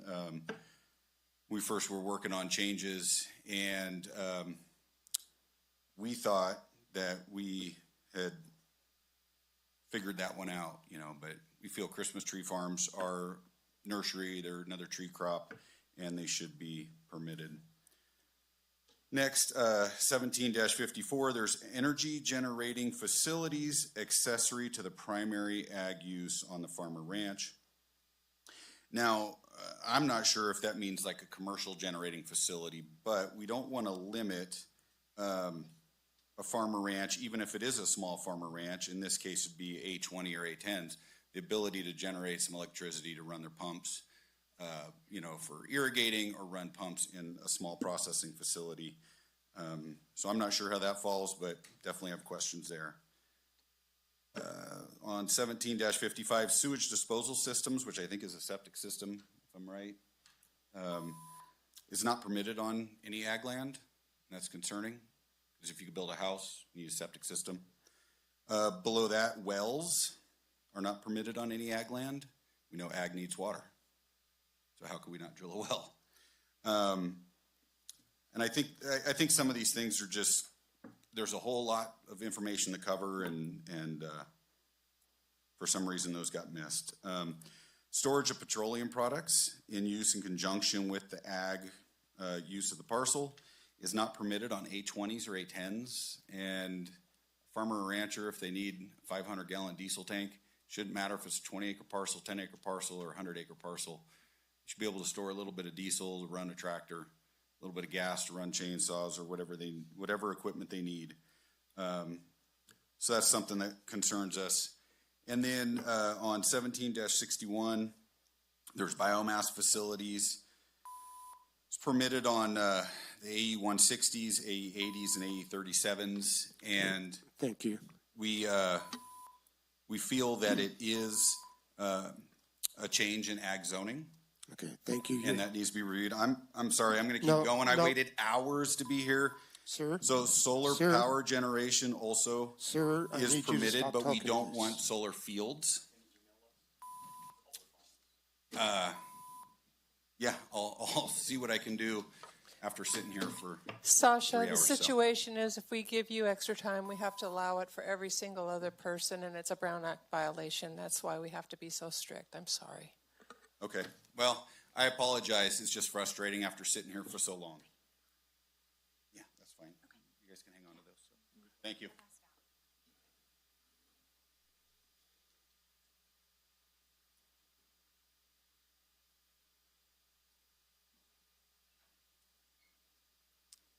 Welcome. Hi, my name is Ree Anderson.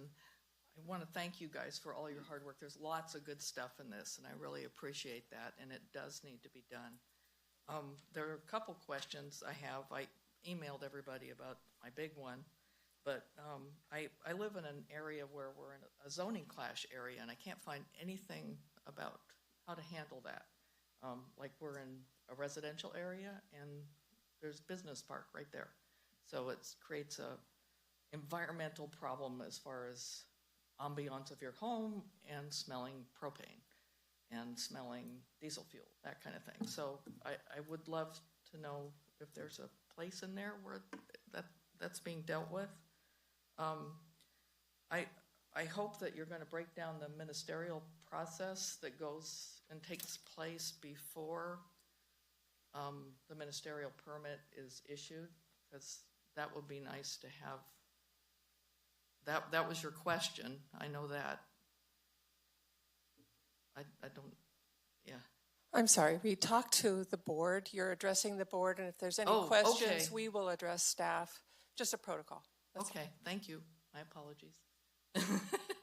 Okay, now I'm totally lost. I have a list, but I wanted to appreciate your comment where you got a yup answer. So I think that the state ordinance needs to be in the document too, so that we can look things up. That's kind of a problem for me anyway. I like laws and ordinances. I feel better when I know there's something backing it up at the state level, and I'm not just reading something that somebody said.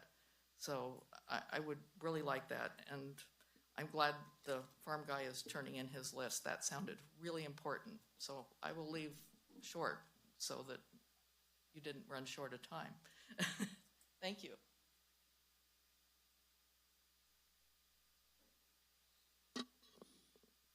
Would anybody else like to speak? Excuse me. Welcome. Good morning still. Chelsea Lewandowski, CSERC. I'm going to be winging it a bit this morning because whenever I tried to prepare something for today, the document kept changing on me. And I think that's one of the issues today is that we do have a bit of a moving target. And I understand there's been a long history to this. There's been a lot of work. The goals behind this update are admirable: consistency, clarity. I think everybody can agree that those are two things that are really important so that we're all understanding what exactly is allowed and not allowed and what the ramifications would be. But to be clear in a couple of things, there was an update to Title 17 after the general plan was adopted back in 2019. So we're not completely out of compliance on that. And this draft, however, although there may be many different incarnations of, or versions, I should just say, of this, this particular draft lacks really sufficient public input. It feels like a very rushed process. This document came out a month ago, and there's been red line versions and different changes that are material. Some things now are not discretionary, and they just go directly to a ministerial process. I'm still uncertain how a notice of decision works. How are interested parties to be notified when there's no public process? If I am an average homeowner, I'm not going to be filing to get notices with the county every time that there is an entitlement request. How am I going to know what my neighbor is going to be doing with their property until after the fact? How will I have input to that? What is being removed from your input? Where is the public process in that? And I agree, certain things do need to be streamlined. Housing is of critical importance in this county. But other things do need to have specific conditions because of our varied topography, our environmental concerns of this beautiful region that we live in that we call home. And so I really think we need to give consideration to what actual actions are being removed. And to say that there's going to be an appeal process isn't consistent with the code as it currently states, because you have to have been a participant in the process. But if it's a ministerial action, how are you a participant in that process? And as I know other commenters have said in writing, having this kind of an issue being so rushed does expose the county to potential litigation, which is a lack of resources and time and effort for the county. We should try to get this done as perfect as we can now. I know it's not going to be perfect and things changes and things need to be amended in the future. But let's try to get some of these obvious mistakes and typographical errors and conflicts out of the way before it gets adopted. So I would ask for you to give this some more consideration, allow more public input. Thank you.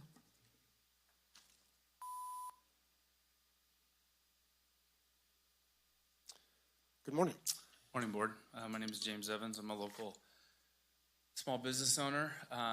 We own Yosemite Homes, so we do ADU projects, and appreciate working with Tamara and the current culture in general of your board and also of CDD as far as doing their best to be mindful for promoting housing and development in general. I think we're in a good era right now, and sometimes you'll hear old guard talk about previous challenges and even some of them being encouraged. I'm also part of the Youth Sports Foundation, and in general, we've benefited from that overall community positivity of let's do something new. Really appreciate that. Specifically, the OpenGov software updates have been really helpful. Thank you for helping encourage and proponing those. Increased efficiency and transparency with timelines and permitting have been really helpful, and also more efficient instead of going to the counter, being able to do that online, and also not inundate your CDD staff with lots of counter time. I agree with Tom as far as the supportive idea of Title 17 being a living document, that this isn't every 10 or 20 years, and making sure there's some play in the joints for that. I don't know how that's done logistically, but I think that's a great idea. I did hear a note about ADUs having flexibility for property owner usage. The ones that we've done have been all about grandma's aging, she's widowed, we're gonna put her in the backyard, sorry, I don't know if that's funny, but put her in a nice home steps away from where we live. But, you know, as folks age or, you know, somebody might pass away, that investment for that family to be able to do with it what they see fit within means seems like a reasonable thing, whether that's short-term rentals or a long-term rental, folks at the hospital, that type of thing for those options. Let's see.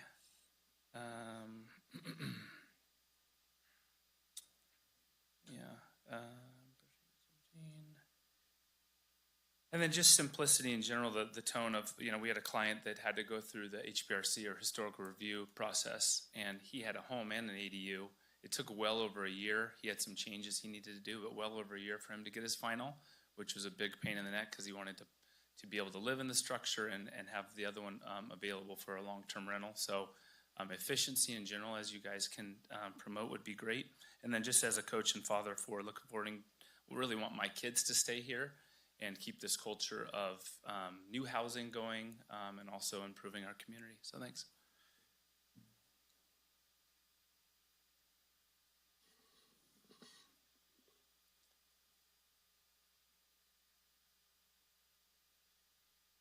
Welcome. Thank you. I just want to make a comment on some of the other comments that have been made about ADUs. And there's a lot of research nationally that shows that ADUs are not an effective way to increase housing, and maybe we ought to think about that. I also agree with Chelsea that this feels rushed. Your planning commission had 3 weeks and 2 meetings to look at the final document. They did not have full attendance at either meeting. For the people who were at the first meeting, there were topics introduced about, one person only cared about affordable housing, which is technically not in Title 17, so is not really on the agenda. Another person wanted to talk about electric vehicles and the damage that their electric vehicle tires do to the road, which is also not part of Title 17. at the second meeting for the Tuolumne County Planning Commission, where they would adopt and make a recommendation for you. One person who hadn't even been at the previous meeting didn't even ask a single question. So once again, I stand before you to say that your Planning Commission is an embarrassment. And it was very disappointing to see a commission who gets paid a stipend do such a poor job of discussing this topic.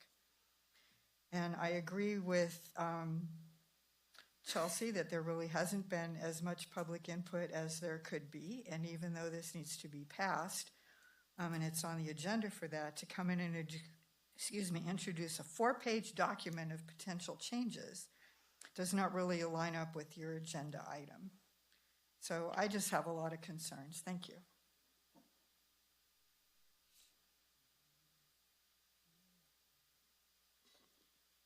Good day.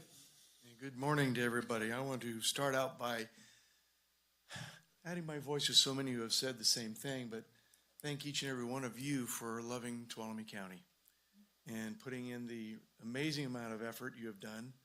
I know many of you are compensated for it, but I doubt or any of you adequately compensated for the work you have done. My name is Pat McDonald. I've been a full-time resident here in Tuolumne County since 1982.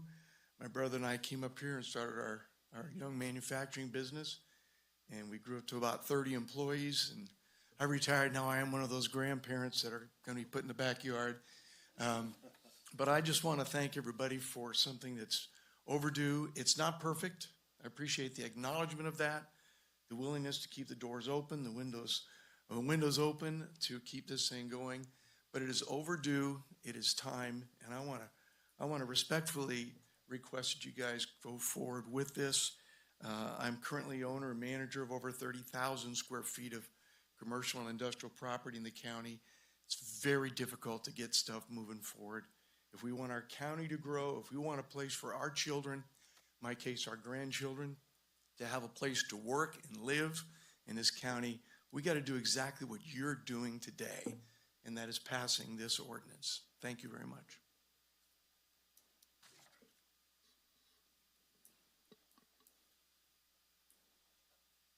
Good morning. Folks, how is everyone? I was a former planning commissioner. I'll just comment on one of the former comments when she referred to the stipend. I think we got a $50 check once a year, and I don't think I cashed any of them. So in the event, I try not to take those comments personally. There's a lot of comments that have been made today in support, and I just want to kind of give you a case example of a real world thing that these new laws could be used sort of immediately to solve one of two problems. Carl, who's the owner of Dodge Ridge, authorized me to share some conversations that I had with him on the incredible problem they have with seasonal and workforce housing. So it's really difficult to build something out of the ground and make money with it. But there are adaptive reuses for things that we have in the community today. One example that I'm personally involved is the Christmas Tree Inn, which is in Miwok. And as a hotel, it barely made money. But with this new zoning, it can solve a problem pretty quickly, and that is something like workforce housing or seasonal housing. And so, for example, with Dodge Ridge, they can rent the entire facility from December through April every year and put employees in beds during the time when they need it. That same law also takes that same property and gives another option, which is turn into multifamily. So in that scenario, you take a couple of rooms, you knock some walls out, and instead of having a hotel that barely makes money, you have families, like 10, 12 families that could actually have apartments in a very short period of time. So it's a real toolbox for real problems that we have. And so I'm supporting it and supporting it to be passed now with the understanding that we can always fine tune it, reevaluate it, and add tools to it later. So thank you guys for the time, all the effort you put into it.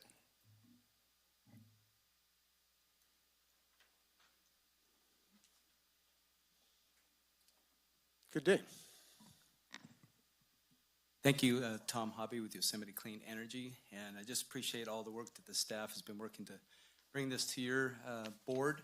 And just as a developer of a bioenergy and really supporting the goals that Tuolumne County has to reduce the fire hazard and the risk of a catastrophic wildfire, this is really paramount.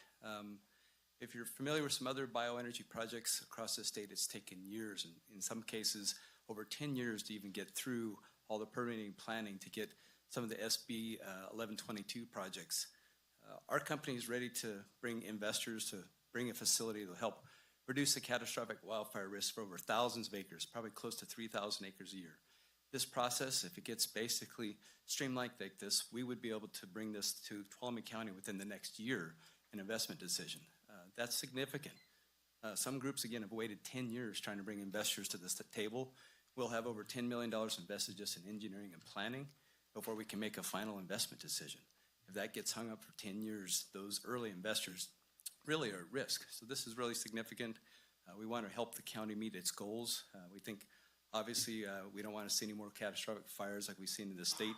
We've burned over 10 million acres over the last decade, and we're here to help the county reach its goals and provide an economic utilization of this waste wood that's burning, dying, and rotting that we can actually create sustainable about 65 to 70 jobs as well to bring it to Tuolumne County. Thank you.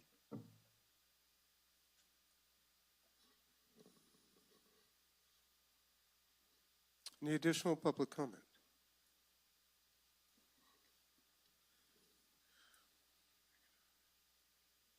Welcome. I'm Parrington, supervisors. As you may know, one of my pet peeves is outdoor storage. A lot of that unpermitted, no enforcement action taken, and it continues to grow. But now this proposed amendment will allow a conditional use permit in C1 only. It's not confined to outdoor storage for sales related to a commercial use, such as the outdoor sales at the hardware places that have lumber storage or plants. It's anything goes in a C1 area, as you have allowed with the Leslie project. My recommendation is that for C1, a conditional use permit be required for a sale related to a commercial business on the site, not heavy equipment storage. For C2 and your business park, I recommend that a CUP still be required rather than an allowed use. Commercial use produces jobs, sales tax. Outdoor storage of equipment and heavy equipment produces nothing. Finally, the enforcement mechanism is woefully out of date. The only code enforcement I've seen is where they will levy fines for outdoor storage that's in violation, like junkyards in a front yard. And those fines are woefully inadequate.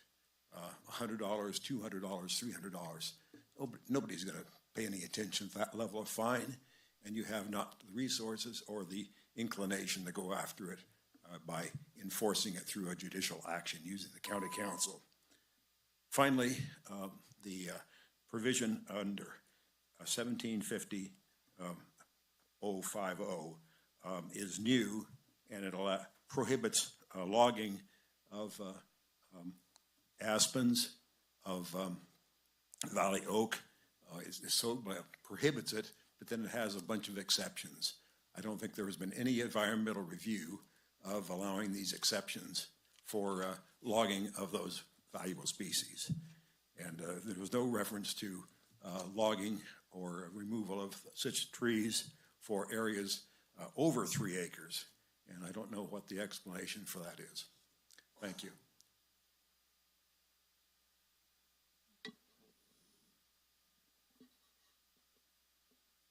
Any additional public comment? So I'd like to look to staff. Quincy, maybe you could touch base on a couple items here we've heard. Sure, I'll be happy to. And if I, first of all, I want to thank everyone for speaking. I appreciate that input into the process. it gives us an opportunity to clarify and improve. So thank you everyone for your comments. I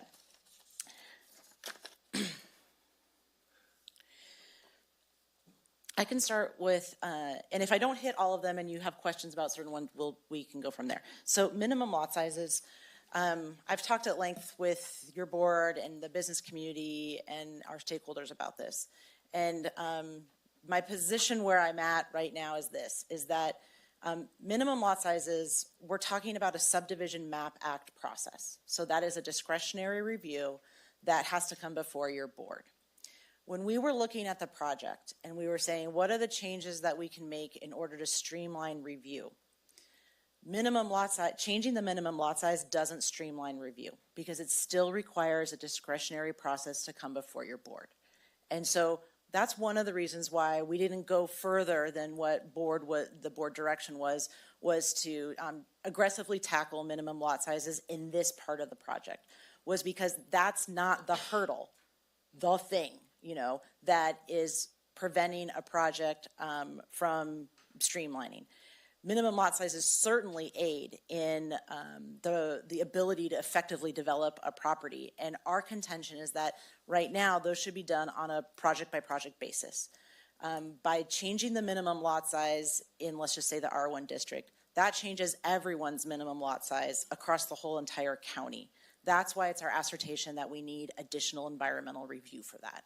And so solutions could be certainly doing that, changing it all the way across the county and doing environmental review for that. It could be creating a new zoning district that has a smaller or no minimum lot size, and then working with the board and property owners to target those specific areas like, hey, let's rezone this property in this location for this new minimum lot size standard, right? So that it isn't a special request anymore, it's a standard. So I think that there are some options the board can consider, but that's why it's not a part of the project. There was a couple questions about how Title 17 can be a living document. And I think that that's a great question, and it's certainly our staff's intention. We know it's your intention. We don't need is to do that. The Community Development Department, in conjunction with Public Works and the Fire Division and our other development stakeholders that are internal, have started a development work group with members of the public. And that is what we would suggest as the vehicle for, and this is what we've started it as, is it's the vehicle for our customers, whoever they are, to come and say, hey, we have a problem with this process. We agendize it, we talk about it, and we're going to make recommendations from on that. So tying that back into some sort of reporting out to your board, every few months or every 6 months or something like that, could be a way for you all to keep tabs on the concerns that we're continuing to work on. Questions about changes. It was a great question about where's the map that shows the zoning district changes. And I think that there was confusion because of the tiering from the general plan EIR, that there was somehow also included in this project actual physical zoning changes on property. That description of the changes in ag land and the loss of ag land, that already happened as a part of the general plan update. And that was reviewed and mitigated in the general plan update. That language was in the addendum because those were areas that the Board of Supervisors said, well, these are significant and overriding considerations. And so that was carried through into the addendum for transparency to make sure that the public was understanding that these were the impacts in the general plan. They got carried forward into the addendum. So there's no, as a part of this project, no changes to ag zoning parcels, no changes to anyone's zoning on their property. Let's see. ADUs and trash removal, great. That's a great point. I appreciate that being brought up here today. A couple of years ago, we worked with CDD worked with solid waste to do sort of a massive enforcement of the properties that were being described, rental properties that don't have trash service, and we working to educate, to bring people into compliance. And so I'd be interested in working, of course, with solid waste and any other partners on other ways that we can do that. If there's some sort of notification that we can do through the building permit process, we are more than happy to talk about Let's see. A lot of questions came up about ag land. I haven't seen the document that Mr. Farkas brought in, but just from hearing it and then checking the sort of our red line versions, the concerns that were being raised, those are existing regulations in code that are not proposing to be changed. So the Christmas tree farms, those are in 2 zoning districts right now. Those are proposed to stay in 2 zoning districts. So this project isn't taking away any ag land, permitted land uses. It is adding some things in. There was a comments about wells and septics not being allowed. That actually in the table is in open space zoning. So certainly on regular ag property, you can have wells and septic. The restriction is if it's in open space. Same thing, the question about biomass on AE properties. I wanted to make sure your board understands that, let me go to it, in the existing code, for example, 1709020V already allows as a permitted use the erection, construction, alteration, or maintenance of gas, water, sewer, electrical, communication, or other public utility distribution facilities except as otherwise provided in code. So that biomass isn't a huge leap from what's actually already allowed in an ag district. We already allow, a non-ag use in an ag district. There was a question about what do we happen when we have zoning clashes? And it's a great question because it does happen occasionally through the implementation of the zoning code. We do our best. We do our best to enforce where there are provisions that are enforceable. We do our best to explain why we can or cannot do something. Ultimately, when the county is out of enforcement options or there is no violation, there are private party remedies that a property owner could go through.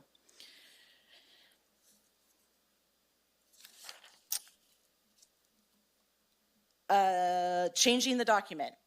In the last few days, we've really tried hard to be clear. There's been typos that we found, and it's that balancing act between too much transparency, which can lead to confusion, and the right amount of transparency that can be understood. So we did our best to make sure that any of the changes that we were making were available to the public in the most timely manner that we could make them, and the changes that we were making, we feel if they were significantly altering a process, we would be bringing those up verbally to you.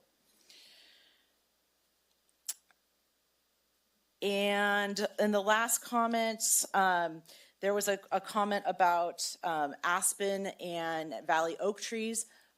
This was in our existing ordinance code, some restrictions about those removals. We had proposed to take it out in our drafts earlier, but in response to public comment, it's back in. It's just in a different location. So the code section that was cited, that is correct. That's the exact language from the existing code. And I think that is all I had to cover. The 3 acres. That's an old section, it's an existing section of code. That is the cutoff for exempt timber harvest plans and non-exempt timber harvest plans. So I'm guessing that's where that 3 acre cutoff. So if you're doing commercial removal of timber more than 3 acres, you're required to get a timber harvest plan. And so that's where that regulatory action would take place. I think that's all I had. Okay, thank you. Appreciate those clarifications. It's important for everybody to have a little bit better understanding. Excuse me. All right, so bring it back to the board here. We've discussed a couple of things, some documents that kind of came to us a little bit late and wanted the opportunity to be able to review that. And then we also just got another document. I'm not sure how much this one pertains from Sasha on the zoning stuff. Perhaps I would be looking for staff to take a look at that document. I believe you said you hadn't had a chance to look at it, so if we take a break here and then reconvene after a while, and we'll sort this out. But okay, Supervisor Kirk, you had a... No, I just have a recommendation if you want to hear it out or see if the board agrees to it. I was writing down back to Supervisor Brandon's list. I came up with 3 categories based on listening to the conversation. There might be some in here that have already been discussed over the years and aren't in the document for various reasons. There might be some that have not been reviewed, and I would kind of like to maybe know what those options are, and if they would be easy to include in this adoption potentially today. And let me see if I had, maybe it's just 2. And then there's also, it sounds like there also might be some like the ADU where we have had board discussions, and I would hate to open up those again because they were agendized, we had in-depth conversations, we arrived at some sort of answer. So I would kind of like to separate those 3, and maybe when we come back from a break, understand maybe the ones that are new that may not have been looked at or may not have had prior board discussions to see if we could adopt those moving forward. And then, so that would be my recommendation. Then obviously, I think you actually just spoke to this in your response, but maybe you need a second to just look at it when you just. Yeah, I'll during the look break at as it. well. What I'll do is I can put a slide up.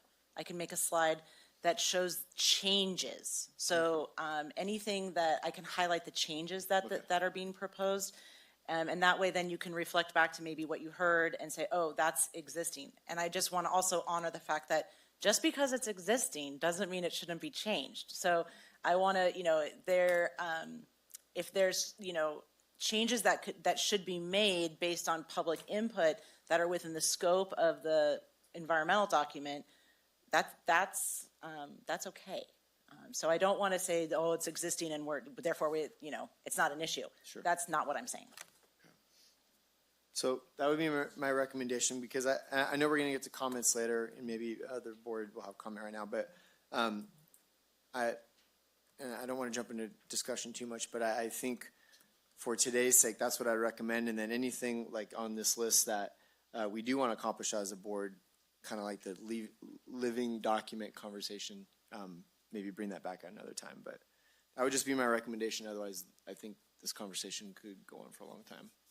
So. Understand and appreciate the thoughts here. Supervisor Campbell, you started to. Yeah, and I agree that I think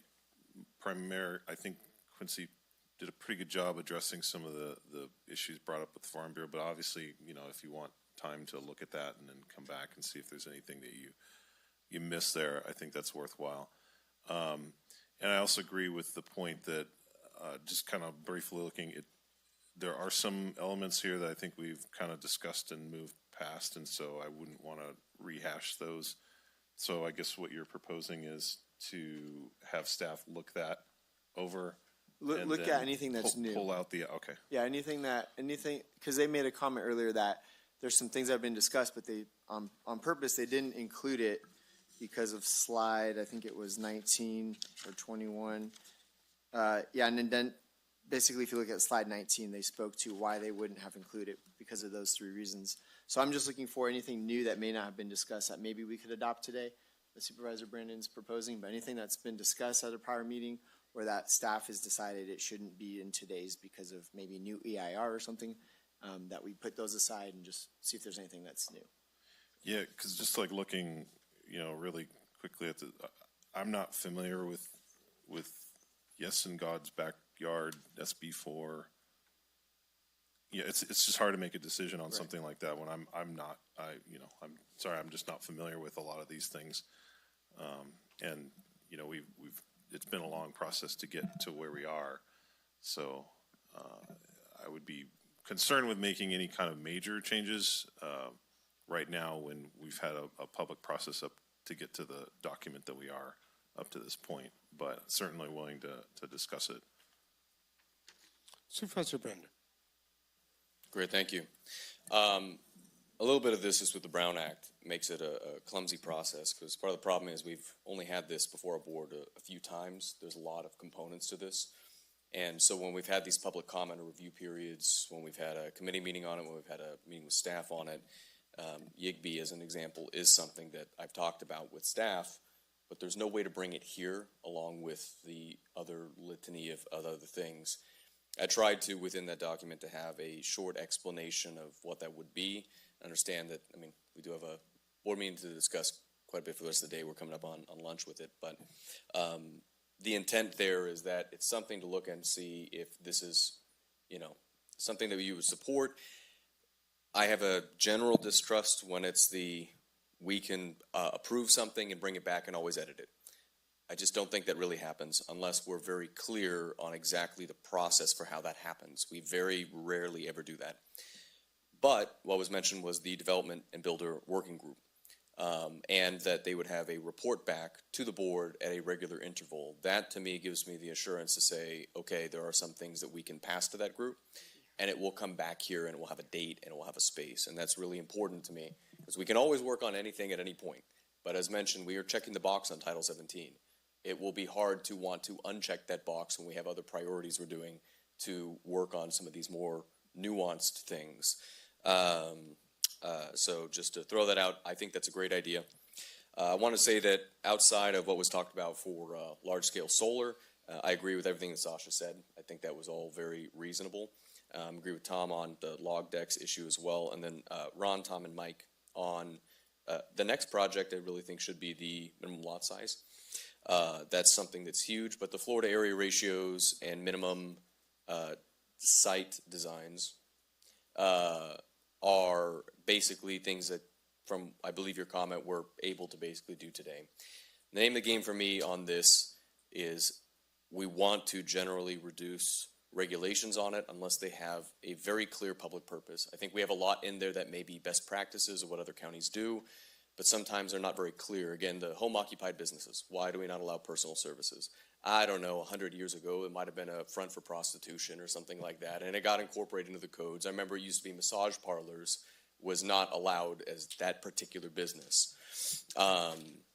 I think we should try to eliminate some of those. I think there are some listed in what I provided to try and do that. It's very easy to add some of these regulations. It's very hard to eliminate some of them.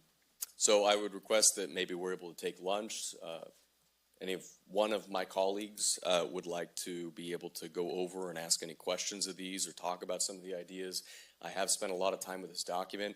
I won't guarantee everybody up here is going to agree with everything. Some of these are more my idea, I think would be cool. Other ones I think are ones that I've really heard from the community and had a lot of conversations about and seen a lot of support for. And that when we come back, maybe there's a little more consensus if any of these we want to move forward on. Let me see if there's any specifics to pull up in it that I wanted to kind of highlight. While you're looking at that, yeah, I just want to get clarity. Don't we already have a working group that we're meeting with? Because I know it's one of his bullet points, but my understanding is for the last year or two, we've been meeting with developers, so is that something that we haven't been doing, or? We started this year, the beginning of this year, I believe. Okay. In February. So and the plan is to continue that? Yeah, Okay. every month, So yeah. okay. Mm-hmm. And it's an open meeting, so it's not like a selected group of individuals, that it's not a limited attendance or anything like that. Okay, great. One thing I know that coming onto the board in 2021, I spent quite a number of hours with Cal.net Conifer working through our wireless tower ordinance that hadn't been updated in a very long time. This is a section that I think still needs more additional work. I'm not sure where that may have been added into it, but I think there's an opportunity with a broadband working group as well as with Len to potentially bring some revisions back. But I'm willing to push off some of that, but some of the bonding requirements, the definitions of major versus minor facilities, there were some issues in there that I think have been difficult for some of the companies to roll that out.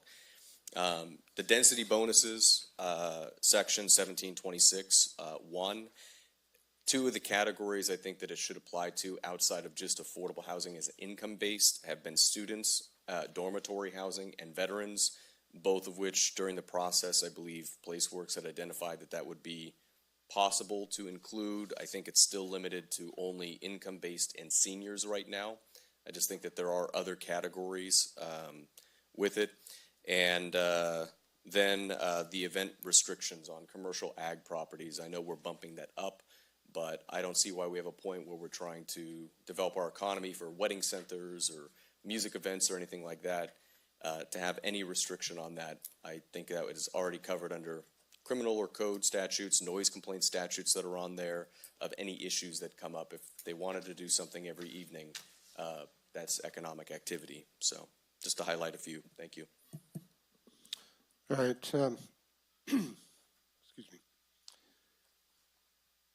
So, yes, let's. We're going to break here in just a minute, a couple of minutes, and we'll break until 1:30. So that'll give us ample time. There's, just in looking at this at a high level glance, there's some really good ideas in here.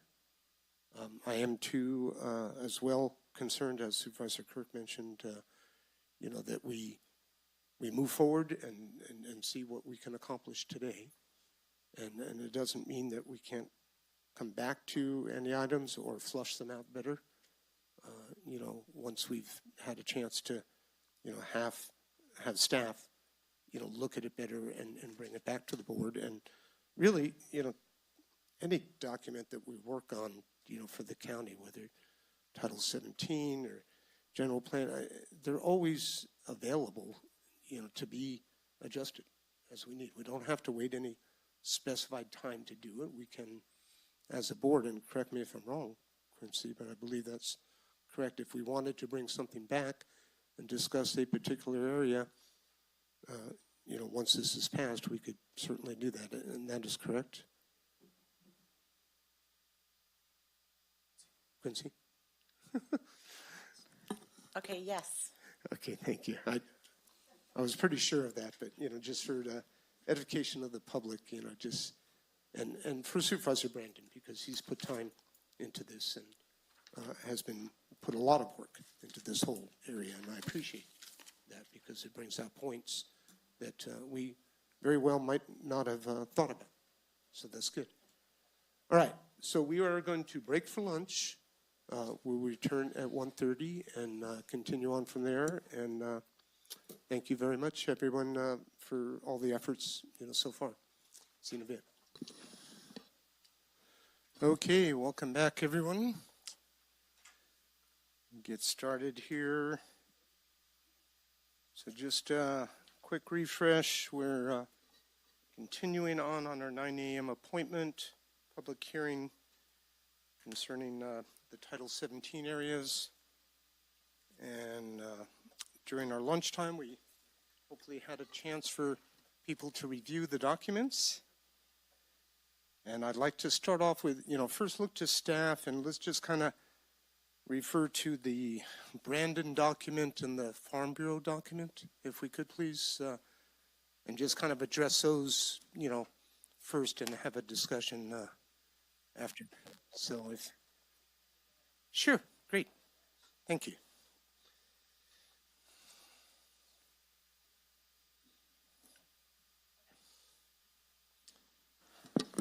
Okay, so hello, everyone. I hope you had a good lunch. So what we did was went through Supervisor Brandon's letter and took Supervisor Kirk's suggestion and tried to line it out for where we thought what could be happening today, maybe more of a near-term bucket and then more of a far-term bucket. We also, Supervisor Brandon and I and Tamara have talked about a lot of these issues. We were debating how did they ask us to identify that? So we just made a decision to identify what we think are new issues that you haven't heard, not whether or not the staff has heard them. So that's how we've organized this in this table. So we did look in and confirmed some of the things that questions about storage and log decks, that log decks are not proposed to be permitted or conditional in the C1 district. So that was in the comment letter, and that is new status quo. And then also confirmed that Outdoor storage is a conditional use, so that's a discretionary permit that could be conditioned or denied. And also wanted to note that there's a new chapter in the ordinance code that specifically addresses storage, including screening. And so that was in Supervisor Brandon's comment, and that's in chapter 1790, which talks about location and it being screened, which is I would say an improvement over the regulations that are in the current code where that type of requirement is not clear. Then there's more of like the near term. Some of these items are things that we're working on in our housing element or could be incorporated into the housing element, or that we are actively working on, such as short-term rental changes. And the wireless tower ordinance, we did review the changes that Supervisor Brandon's group put together back in 2021 and incorporated some of that into the proposed ordinance. There's certainly more work that can be done on that. And I think a board member was talking about working with the broadband access group or Len DeGroot's group. And that I think is a really good idea to modify the ordinance even further. I've found that ordinance can quickly become out of date as technology outpaces the county's ability to stay up to date with regulations. So I welcome assistance from county partners to keep modifying that. And then also put some things more in the further term. Extending, and the other reason why those two items, I'm not suggesting be addressed today is because we want to make sure that there's time for stakeholder input, legal review, and that there's a good outreach process to support these. I did want to point out that events on ag land, that was a permit. That's the same number of events that is in the existing zoning code is being proposed again.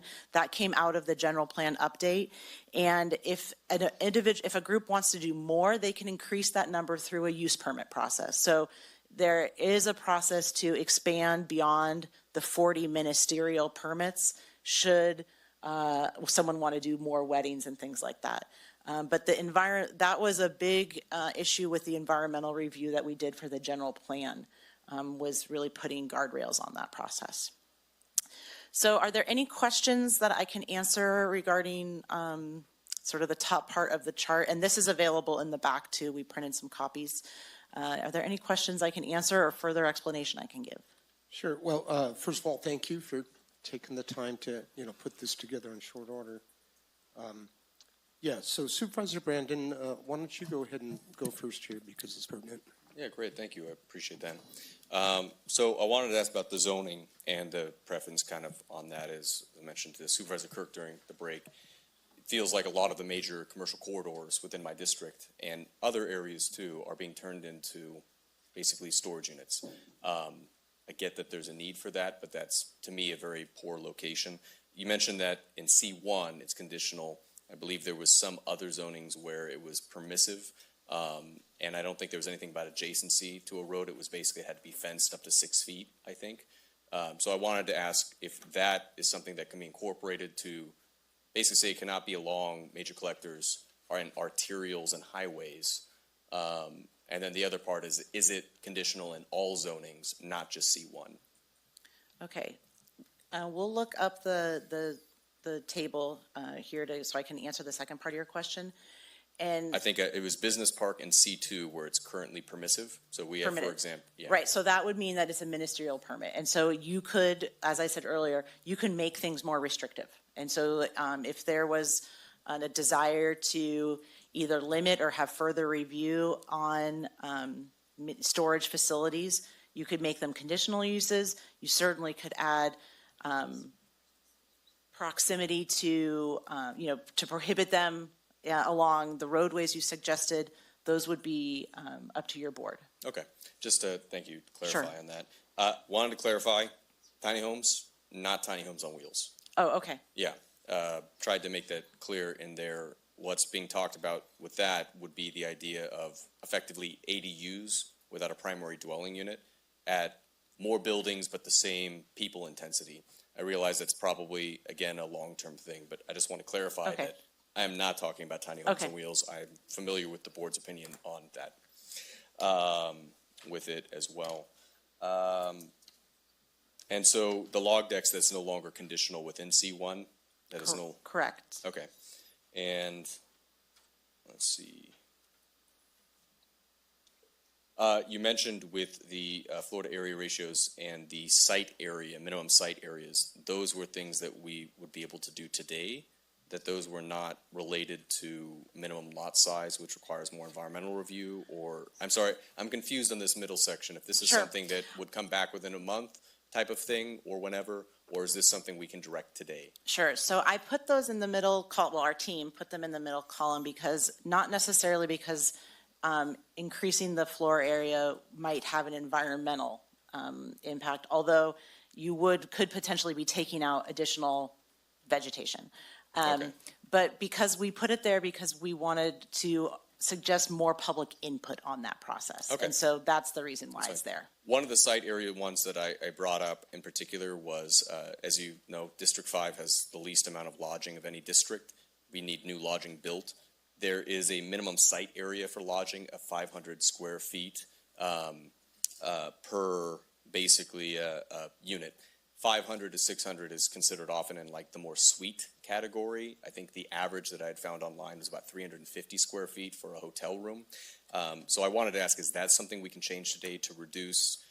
There are even ones that are 150 square feet. It's hard to imagine a hotel being built, let's say in Columbia, where each unit is 100 square feet minimum, where maybe they could fit one that are smaller sizes. Can you And I would point me just to the code correct- section that's in? I think you said District 5 has the least amount of lodging. Including short-term rentals, yeah.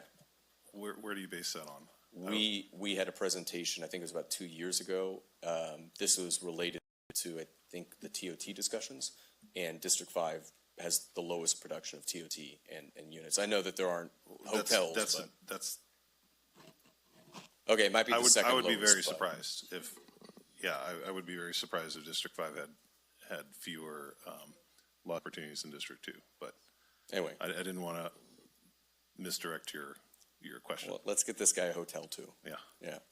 Point being is I would recommend that we still remove that one in particular, in alignment kind of with our economic goals to see more lodging constructed. That's a priority, I think, for my district. Can you direct me to the code section that's in? Then I can pull it up and be able to do a better job. Yes, it would be 172230, parcel yard and space regulations. So There's- not commercial. No, there's two ones. There's one that is the minimum site area for multiple family dwellings, which is very high. I think it was 3,500 square feet or something like that. And then the second bit was hotel motel rooms at 500 square feet.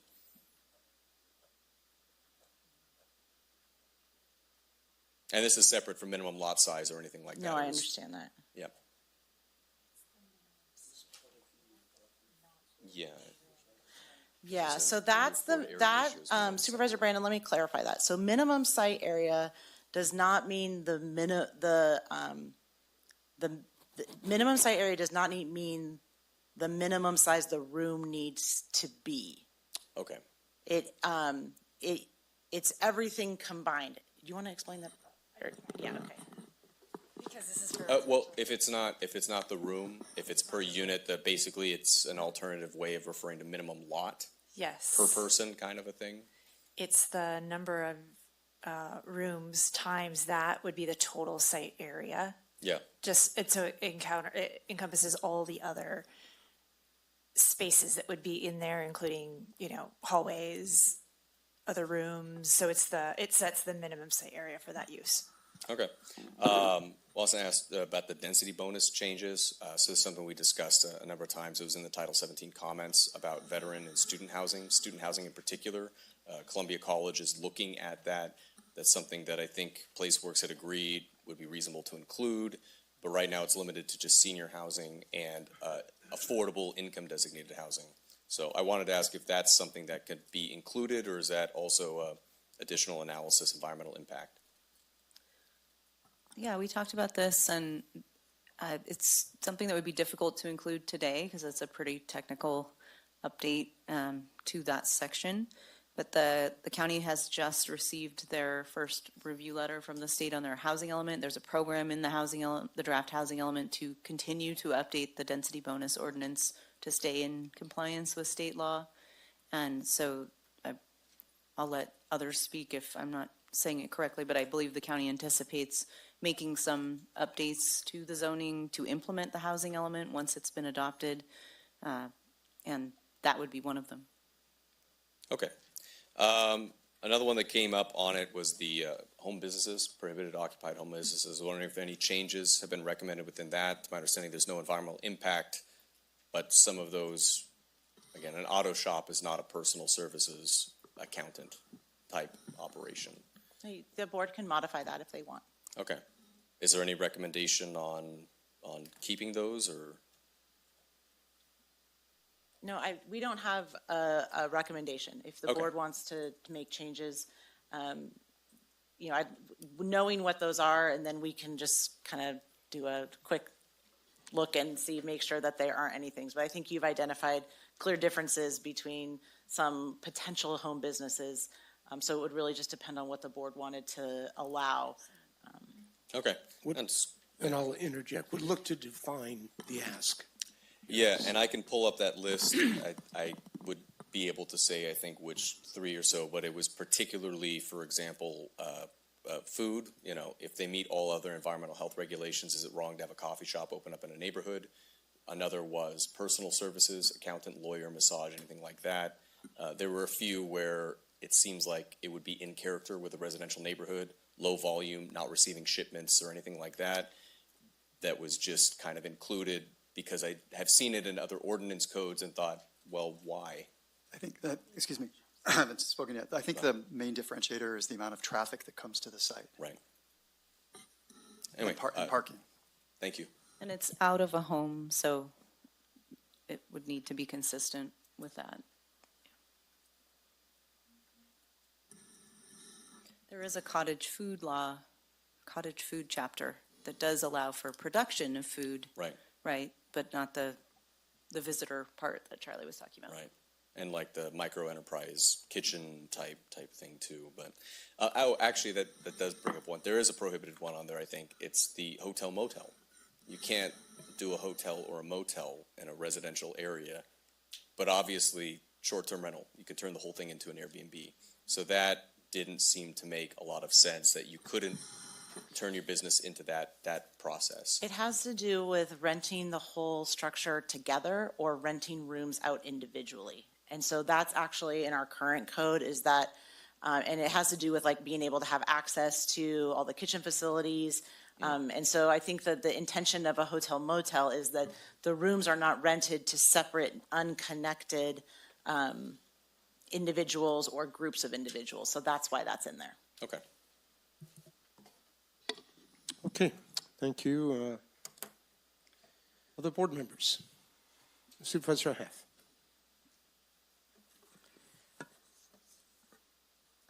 I'm going to say straight out that I hope that our board finds agreement in approving most of this today.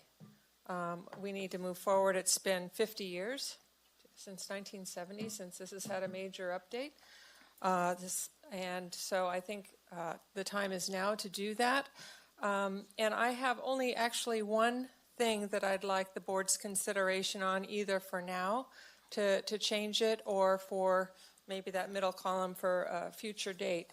And that deals with business parks. I don't think that there's a really good definition for a business park in our documents. And I would like to see it changed to a business park has to do with business that is occupied within a building and not outside of the building. There's plenty of other zonings for manufacturing or industrial use or commercial use that something outside that can kind of spill over into the neighborhood, which we've seen, especially in a particular place in my district, that causes problems. And I don't know, maybe I'm a product of the Bay Area, but I grew up where business parks were just that. They were buildings within a a neighbor, not even a neighborhood, but within an area where it was all buildings, and whatever happened in the business park happened inside the buildings. And so I'd like to see that changed if we can I'd like the staff to weigh in. I've already talked to staff about this, but I'd like the staff to weigh in as to whether we can make this, is this just a modification, or does this require more input or something that we can't do today? Sure. Thanks, Supervisor Haff. I did, in after our conversations, look at the zoning districts around the county, and maybe with the exception of one where there's some across the street, there's really only the one situation where you have business park that is backing up to a small lot, or not small lot, but a small acreage residential use. Otherwise, they tend to be in areas that either are surrounded by public or industrial uses, so more maybe of an appropriate sort of transition than what we have off of Tuolumne Road. We could make a change to any specific language, anything that would make something more restrictive, or we could bring it back, because it might be more complicated than just saying general processing, manufacturing, refining, indoors permitted, outdoors conditional. If that's all you're looking for, we can make that today. But if there are other permitted land uses that you want us to look at, that might be a little more technical than for today. Yeah, and I'm looking at the chart on 1710 and 1711 where it talks about the BP, the business park. It's column H. Mm-hmm. And I'm fine with the conditional uses, but I'm not fine with some of the permitted. So if we could change those to all conditional use, like, yeah, I can cite them out here if you want, but I think most of these should be indoors and not permitted out of hand. I don't know. It's your call. And, the other suggestion I might make is that if the board feels strongly about this, that even the purpose, if the intent of the board is a business park, as we might traditionally see in a suburban area, then you might even want to go further and refine the purpose of that district. The other thing I'll just make sure the board is aware of is that when we change uses from permitted to conditional, as in a process like this, it will create non-conforming uses. And so I just want your board to be aware of that if something is a permitted use now and your board makes a change, perfectly fine, that use would be allowed to continue as a non-conforming use until it's ceased for a certain amount of time. Yeah, I understand that existing businesses and operations will not be affected, but I just take exception to business parks being anything outside of the building. Supervisor Haff, if I may add to that, I agree with your point. I think maybe there's another section of it under the definitions for the different zoning districts for business park that I think fully talks about exactly what you're describing. It's a mixture of industrial and commercial land uses with an emphasis on manufacturing, processing, assembly, storage, distribution, wholesale business, research, development activities in a campus-like park business or industrial park setting. That, to me, sounds like what you're talking about, and there's an incongruity between that and what are the permissive uses that you could turn business park, which is, to me, the most prime, flexible type thing for that major office park, factory, all of that. You could, not to keep hammering on them, you could turn it into a storage unit park and put that to a much lower use, and then permanently that's taken out of the equation. So I agree with your comments. I think if it lined up more with the definition in 1747 for those types of facilities, I would agree with that change for sure. That was it. That's my only little part. Thank you. Supervisor Campbell. Thank you, Chair. Yeah, I agree with Supervisor Haff's comments, and I agree with Supervisor Brannon's comments, but I just want a little clarification. So confirmed outdoor storage is conditional on the two on the left-hand side, I should specify. Not everything, but so we're talking about that if someone wanted to build an outdoor storage unit, they would just need to get on C1, they would have to get a conditional use permit. They could still do it. It just would have to have that further review process. That's correct. Okay, I'm good with that. And then on the log deck, I agree with that in spirit, but I'm a little worried about some unintended consequences there. So this says that no C1 will permit log decks whatsoever. That's correct. This is a new addition to the code, and it is in response to what we've seen happening since we get here. We get a lot of people who are storing timber. Yes, and so right now it is still a conditional use, or it is a conditional use, and this proposes to make it not permitted. Permitted use in C2 and BP. Okay. And not allowed in C1 and special commercial and neighborhood commercial. So then this isn't a change from what we have then, right? Right? I mean, are you not proposing a change? The question, and I might have I might not have summarized the entire comment that Supervisor Brandon made. If I want to set up, if Title 17 is approved as is without any changes, and I want to build a log deck, or I don't know if build is the right term, but I want to stack logs on C1 property, can I do it with a conditional use permit? No. Okay, could you do that before the approval? No, we didn't have log decks as a land use in the current code. And so that's one of those weird, okay. Where does it go? I just don't want to, there are legitimate reasons to have a log deck. And I mean, through the county, various county programs, we've benefited from people having log decks.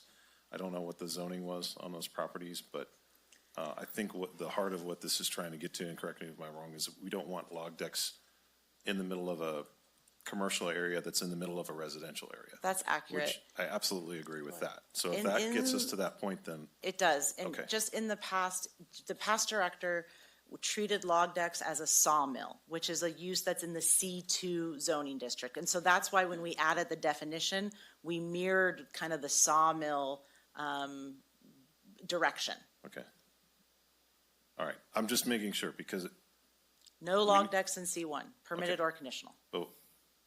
But outside of that, and in C2. Okay. And because BP. there are a lot of legitimate reasons to have log decks, and so I'm just making sure we protect that. And then I just wanted to clarify a couple things because we've kind of gone in a lot of different areas with ADUs, so I just want to clarify. So in the current iteration of Title 17, ADUs are permitted on properties that have a primary residence only? Can you repeat that again? In the current iteration that we're considering today of Title 17, ADUs are permitted on properties that have a primary residence only. No. You can build an ADU. You can build an ADU as your first structure. Is it only single family? I don't know, but it has to be proposed along with the primary. Yeah, I'm not sure.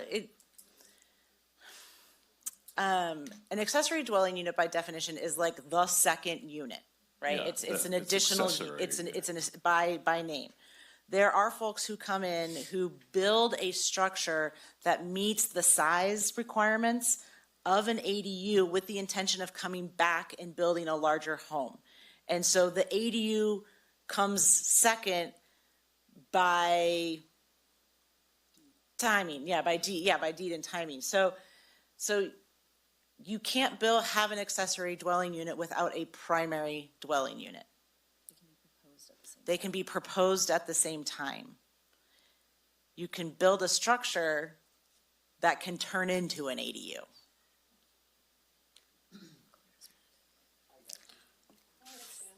What I'm looking to make sure of is that we don't allow for a streamlined process for ADUs and then find that we're having people submit applications where they're building an ADU, they're buying a piece of property that's unimproved, building an ADU and calling it a day. Is that what we're? It's not permitted. It wouldn't. So ADU, it might be the processing times that come along with permitting an ADU would not be afforded to the situation that you've described. Yes, because that's what I'm getting at, is that if we're gonna streamline the process, make it easier to build the ADUs, it has to truly be an accessory dwelling unit and not somebody just trying to skirt the rules. Yes, that's accurate. Okay. I just want to be clear on it. No, that's Okay. a great question, and ADUs are very confusing. And in this current iteration of Title 17, ADUs are limited to long-term rentals only. Correct. Okay. And then, and I don't support the idea of being able to sell ADUs separate from the property. I mean, I guess there's a way you could zone it to zone off the part that the ADU's on. I wouldn't support any way that you could sell an ADU property without some sort of rezoning of the whole land and considering that. That's limited in Title 17 that we're considering now too, correct? Yeah, currently, you cannot sell off an accessory dwelling unit without a traditional parcel split. Okay, all right. Well, they're just Mr. to Nesper clarify, has some help. There are provisions to sell ADUs separately. They have to meet very specific criteria, and that's required by state law. We don't have any discretion to restrict that. Okay, apart from that though? Apart from that. Okay, all right. So, yeah, I'm supportive of moving forward on Title 17 with those points made, I guess. Supervisor Kirk. Are we doing comments or questions? I'm not sure. Well, actually, we had another presentation, so it's questions and we're doing comments too, but I am going to, just so everybody's aware, I'm going to go with public comment on this area because it was and then we'll come back an area that we haven't, and then we'll bring it back again. No, thank you for putting this together. There are some things that Brandon brought up. I was discussing with him that I would like to have further discussion on, but obviously they're going to be pushed off to a later date. So I'll make closing comments about that and maybe what that process will look like. But I did just want to, this is why I remember when we had the ADU conversation a year or so ago and the lot size, like we went into depth and we're kind of doing it again here. But just to be clear, the ADU thing, you can, what was I going to say? It was just had in the back of my mind. It could be a short-term, the restriction from it being a short-term rental was if you got the permit fees waived and you went, wasn't that? We decided as a board not to allow it for short-term rentals. The ADU ordinance, let me clarify. Well, hold on, let me give you my example. I thought if you came in and you got your we were talking about maybe over-the-counter process and permits waived and all that stuff, then the agreement was like for a 5-year period, you had to have a long-term rental. And then after that, it could be used as is. But I think that's why there's some confusion maybe from Supervisor Brandon. I'm starting to catch on to it a little bit because we're bringing up stuff from a conversation a year ago. But you're saying moving forward, ADUs long-term only, that's the direction from the board prior in moving forward on Title 17. Any ADU that was permitted after the adoption of the original ADU ordinance is restricted by the 30-day timeline. Period. ADUs or other buildings permitted for residential overnight accommodation that are not ADUs are not restricted by that. All right, thank you. You're welcome. So that's it for my questions. I'll wait for closing comments. Okay. Excuse me. All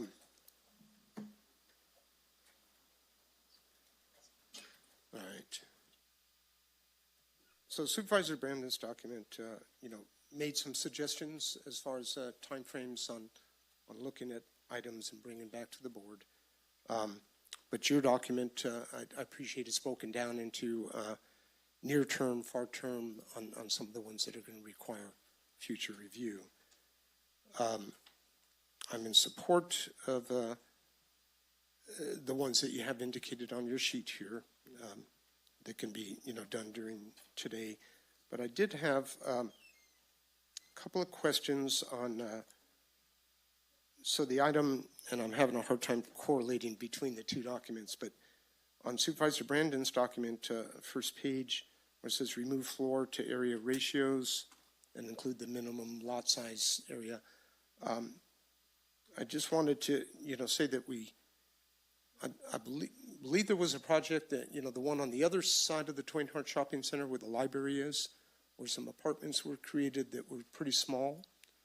And there was some controversy at the time and discussion over size. I don't think we should be limited to not accepting smaller places. So we'll need to look at that because it can certainly fit a need if a single person or somebody needs a space, and that might be ideal. So I don't think we should exclude it. I'm not sure how to craft it, but Right. So the project you're describing was it was a multi-unit residential project. So there were no minimum lot sizes because they were not making condos or they were not creating lots. So Correct. That's why we didn't need to look at the lot sizes because it was one big and I lot. totally get that. Oh, okay. And I'm sorry if if it appeared that I was suggesting otherwise. Okay.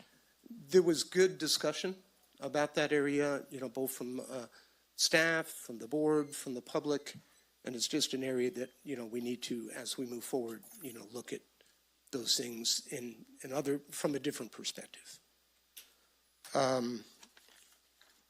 Still definitely want to, have further discussions on minimum lot sizes and where we go with that. I agree that it's not a topic for today to resolve, but I think it's an area that can have a large impact.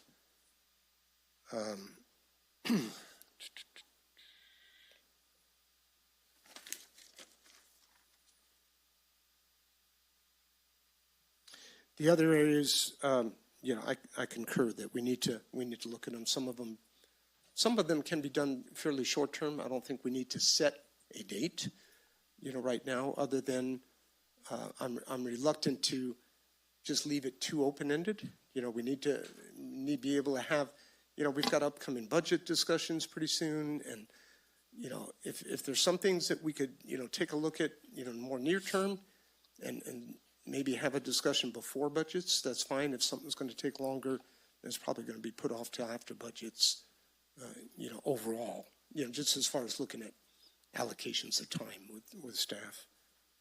So with that, unless there's anything else from the board, I'm going to go ahead. Supervisor Goldenberg, do you mind if I go through the Farm Bureau's comments before you open it up for public comment? Okay. Yes. So I appreciate Mr. Farkas bringing that to our attention. When we converted the old code to the new code and moved to a table format, uses that weren't necessarily lined up next to each other all of a sudden got lined up next to each other. And what I mean by that is that open space specifically had its own pages. And so there are very unique restrictions to the open space zoning districts that are only found currently in like 4 pages.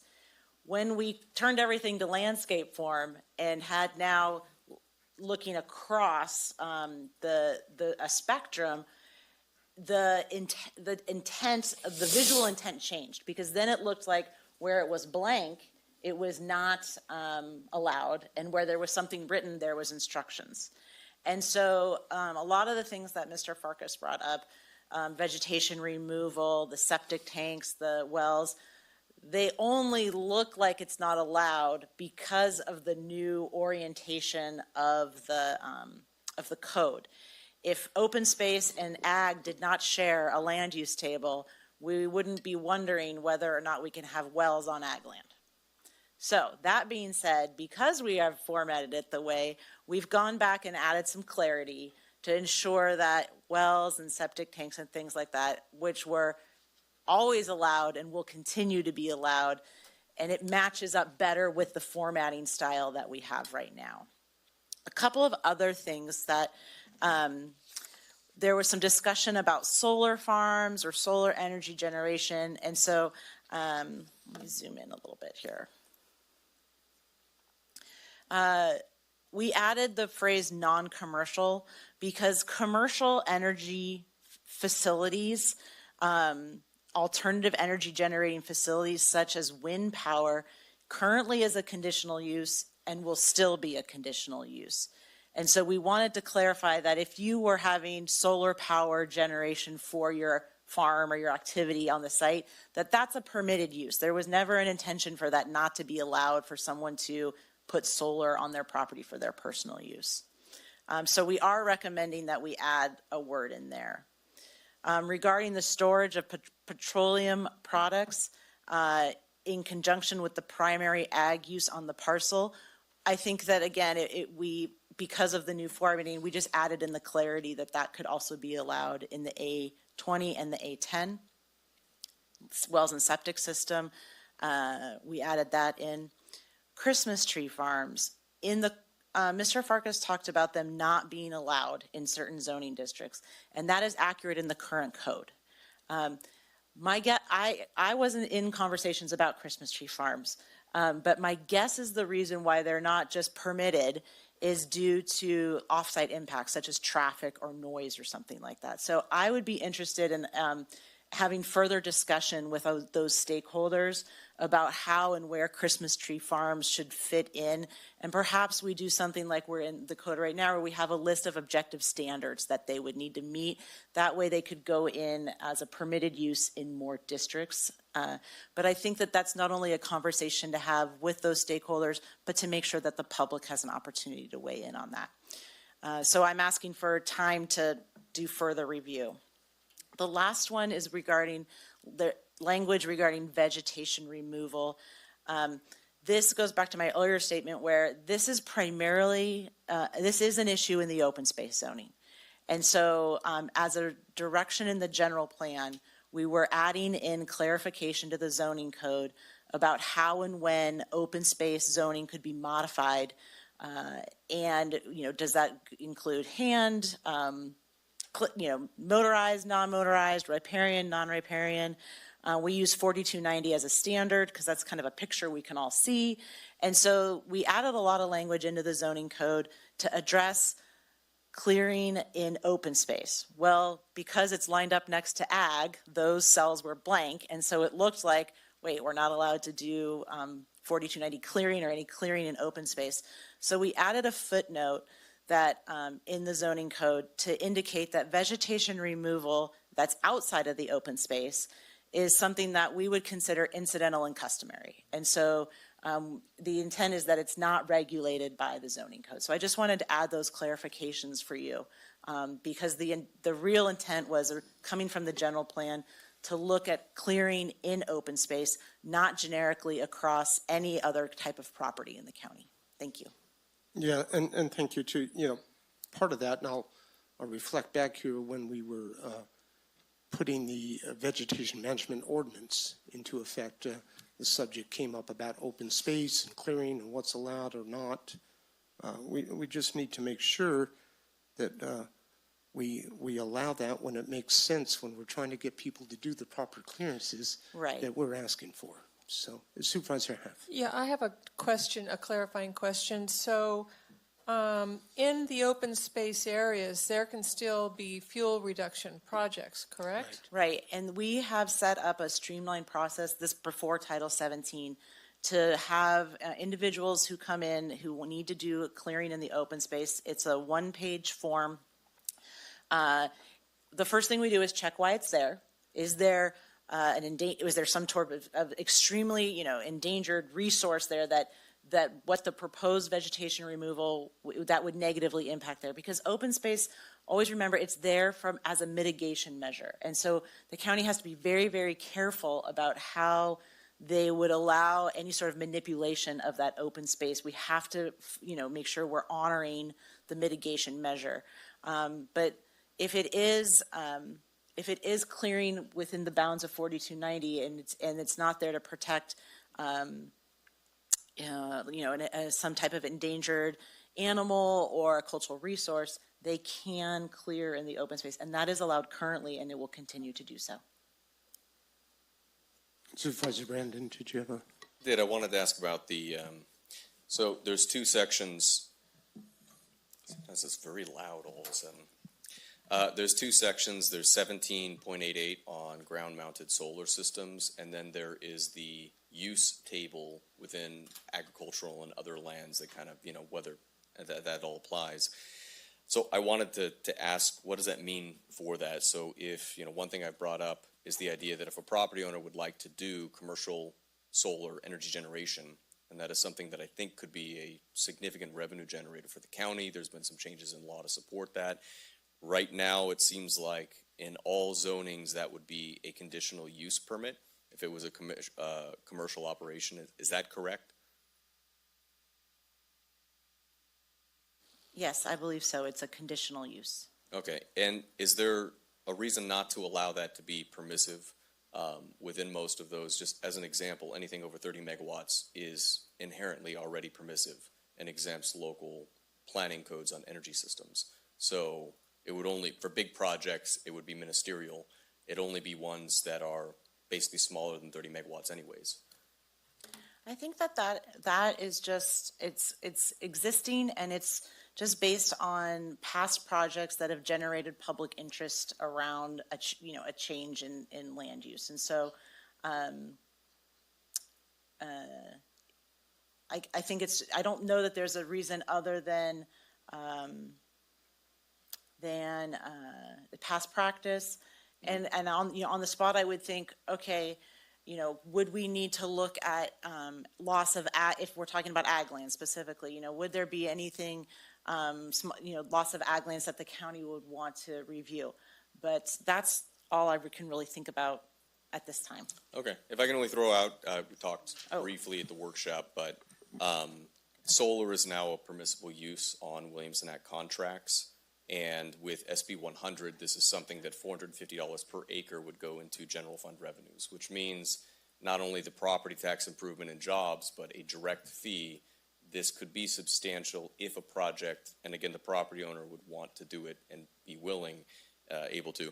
I would recommend, and I'll leave it at this, that anything AE 37 or up would be a permissive use, that if somebody wished to do that with their property, they should have the right to do it. I can't imagine that installing the solar panels on the site would be an environmental concern. Maybe I'm naive on that, but I would recommend making that permissive for large lot ag.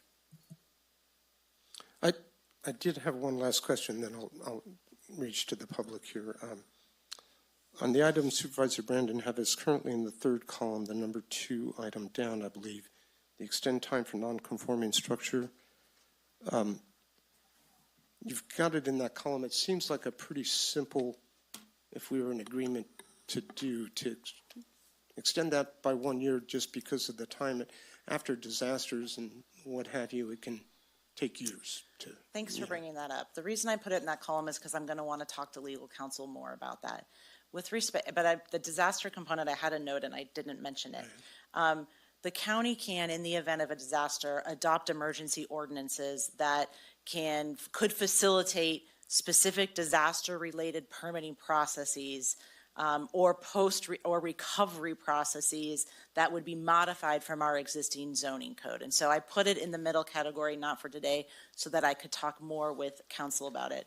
And just back to solar, especially on Williamson Act. So even if it's a permitted use, someone would need to add it to their contract in their agricultural management plan. That would need to go to the Ag Advisory Committee and then go ahead to go before the board.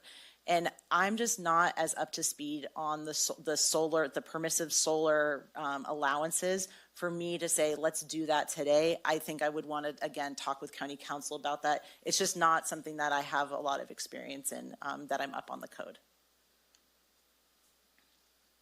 Okay, so I will look for public comment on these discussions. We kind of broke them into 2 parts here, the ones that were raised by Supervisor Brandon in his document, and then what the Farm Bureau had concerns about. And is there any public comment on either of those areas? If so, please come up.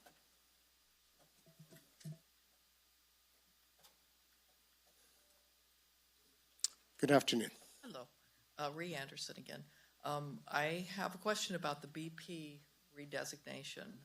You mentioned log decks and outdoor storage of material, of that type of material is allowed on BP land, according to what Ms. Yaley just said, and you wanted no outdoor storage. So could you double check that designation and make sure it's also conditional as you requested? Thank you. I think we got 3 members on the board that are in agreement with that it should all be enclosed within a building. Yeah, I just wanted to make sure log decks was included, because I believe That's that was. outdoors. That's not indoors. I know, but, Yeah. so it shouldn't be there. Correct. Okay. Yeah, that's what I'm So when she was suggesting. going over the log deck thing, BP popped up as a permitted thing, so. Right. I just wanted to double check that that was also crossed off the list. Thank you.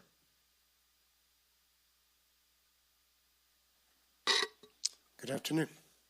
Well, again, I just had a clarifying question regarding O versus O1 and the ability for us to be able to extract which could be devastating fuel load that's in close proximity to residences. For example, my property is 5 acres. I have both O and O+1. And I would like to reduce the tree density and pull out all of the ladder fuels. But that's a big deal. And so just a clarification, I heard the context of the form related to O, but I'm not sure if it relates to O1. So if that's a question you'd like to ask too, that'd be great. Can you speak to that, Quincy? Yes, I'm scampering through the BP zoning district to, Okay. Thank you. to address that. Okay, so the question was O1, so let me see, where am I? I'm here.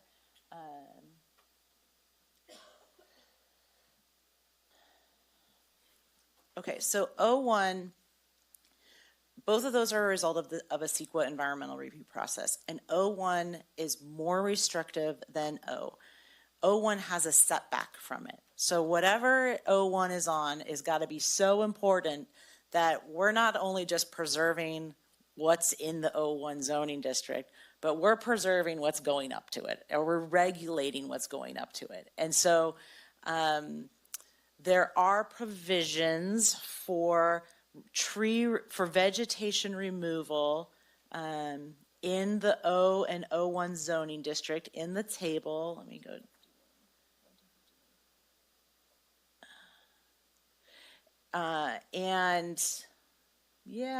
So those require conditional use permits because the staff has to review why the open space was there. And so the O1 is especially important.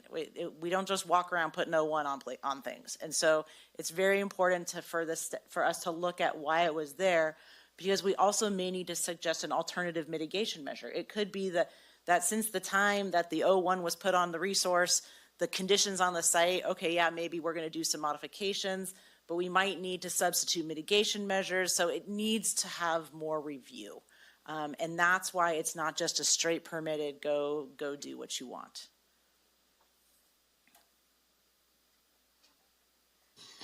Anybody else like to speak? If I could just, before we move on to regarding the business park question and redesignating that, because there was some reference to a specific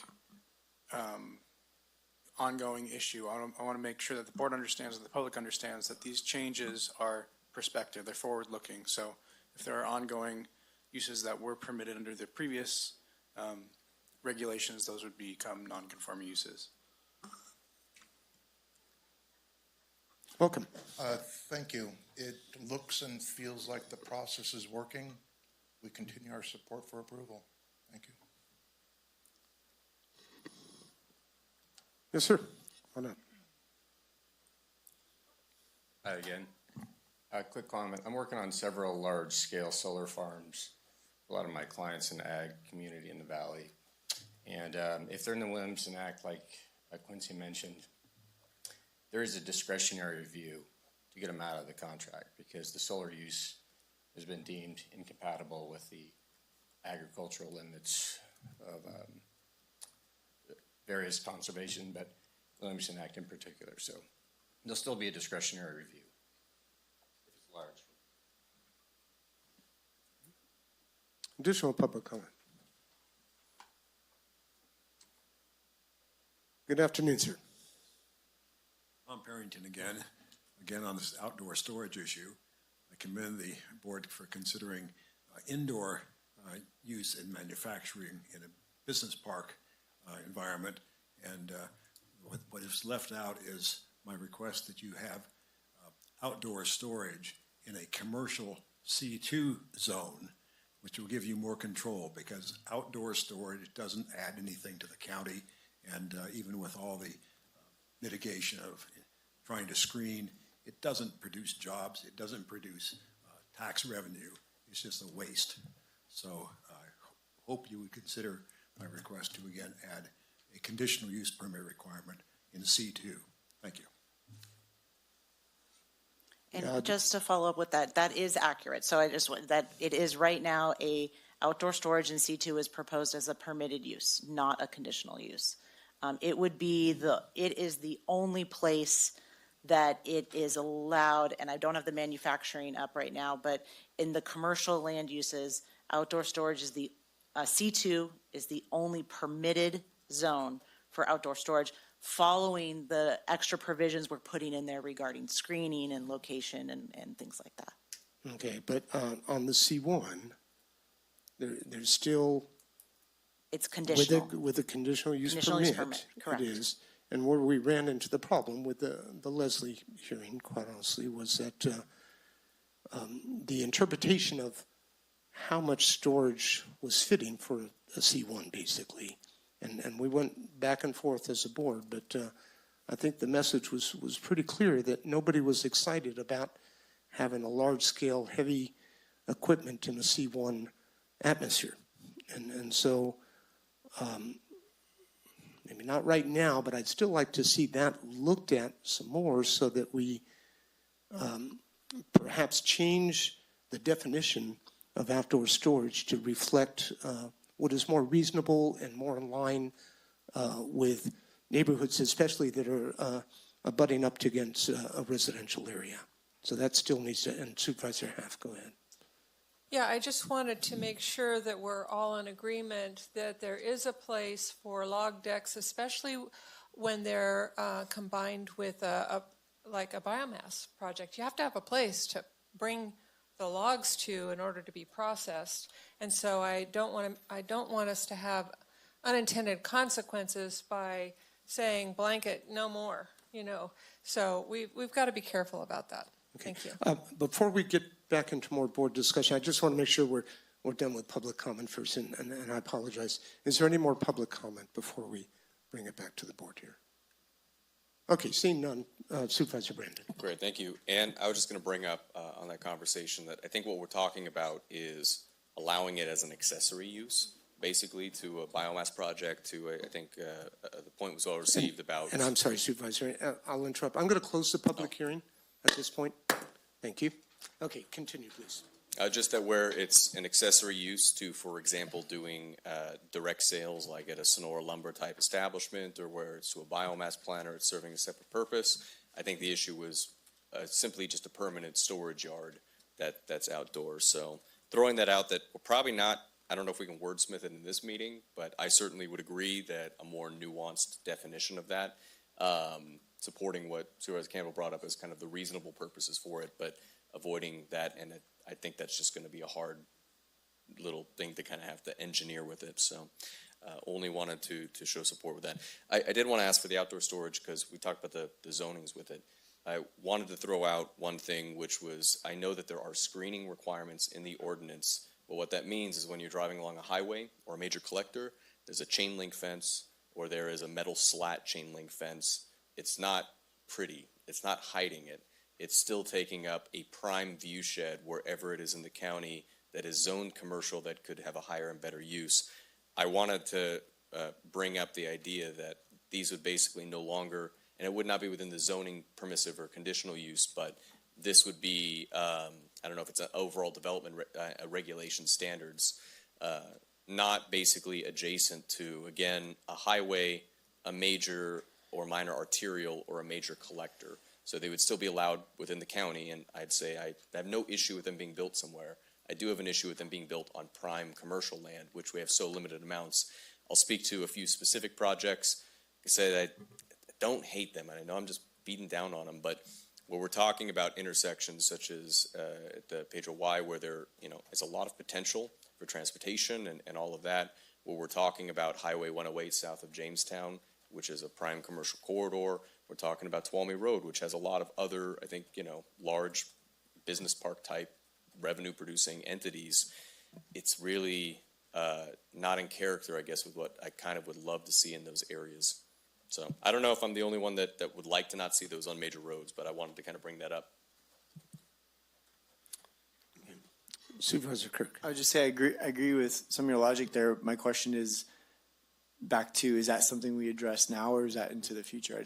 I don't know if I saw that one on the list. Yeah, I think I don't see environmental impacts. It just depends on what kind of public comment and public input you want to get from stakeholders on those processes, because that was, it's not in the draft. Yeah. So, it wasn't a direction necessarily in the general plan, so I would encourage those types of changes to go through a public process, go through a public process. Okay. But I don't see that they would create, just off the top of my head, an environmental impact by further restricting land uses. I concur. I'd like to see more public involvement in this because you have two sides of the story, right? And then one side says, well, it's all zone commercial, it's got this, it's got that, it's fine. Just, let it all happen. And then the other side is, what are we doing to our community? What does it look like? What does it look like for people going in and, from even their neighbors, even if they don't live right next door, they still have to go into that. And so further discussion, not today.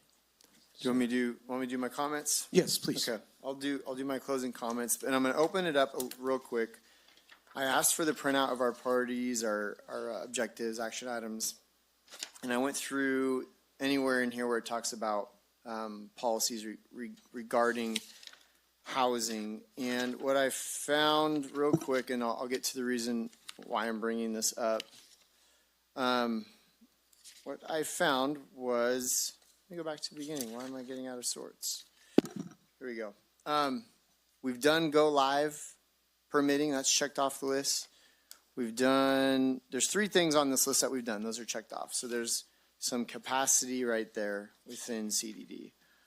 And then I go to the things with the green arrows. These are things that we're working on. Update Title 17.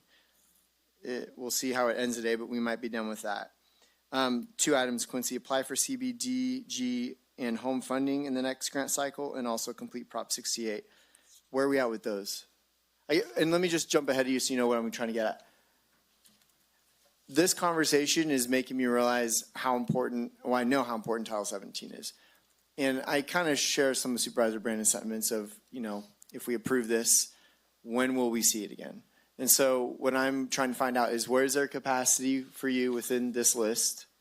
When can we expect to honestly see that back? When I see, I know one of the things that was in red was the short-term rental study. Well, now that's not a red, now that's a green going up. We're working on it. So I would like to have an honest conversation about realistically capacity for you, so we can have some more of these in-depth conversations and involve the community and get some of this stuff squared away. Because when I hear the builders tell me that the lot size, they'll hang their hat on that, I've been hearing that for a few years, and I know there's some strategic things that we might be able to do to address that. I don't know if it's them having a project that they're like, hey, if you could reduce the lot size on this, we can get going. I don't know if it means we do it project by project. I don't know if it's a whole new EIR. I don't know. All I know is the board before us, this board, especially this board, and thank you, Supervisor Brandon. I know you've been spending a lot of time on this stuff, but we've all been chipping away at this, and I really want to see this stuff through. So how do we do that? Sure. I don't think that the CDBG funding and the Prop 68 are mine. Okay, If perfect. they are, Then no one told me. Cross that off. Okay, so where do we go from here? Oh, you're not. You're right. It was on the next box. It was. Thank goodness. Okay. Kind of like the short-term rental study. Where did that go? Where do we go from here? What a platform you just gave me to be able to address that. Thank you.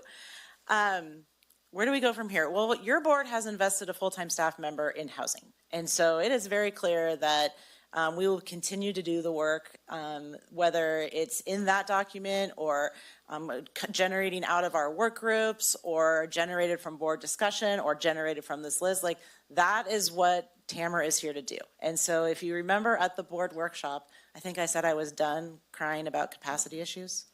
I just cry about Sarah's capacity issues. But I think that we have that capacity, Supervisor Kirk. And so, will it be a month? No, because I have to work with my team on the other side of the room.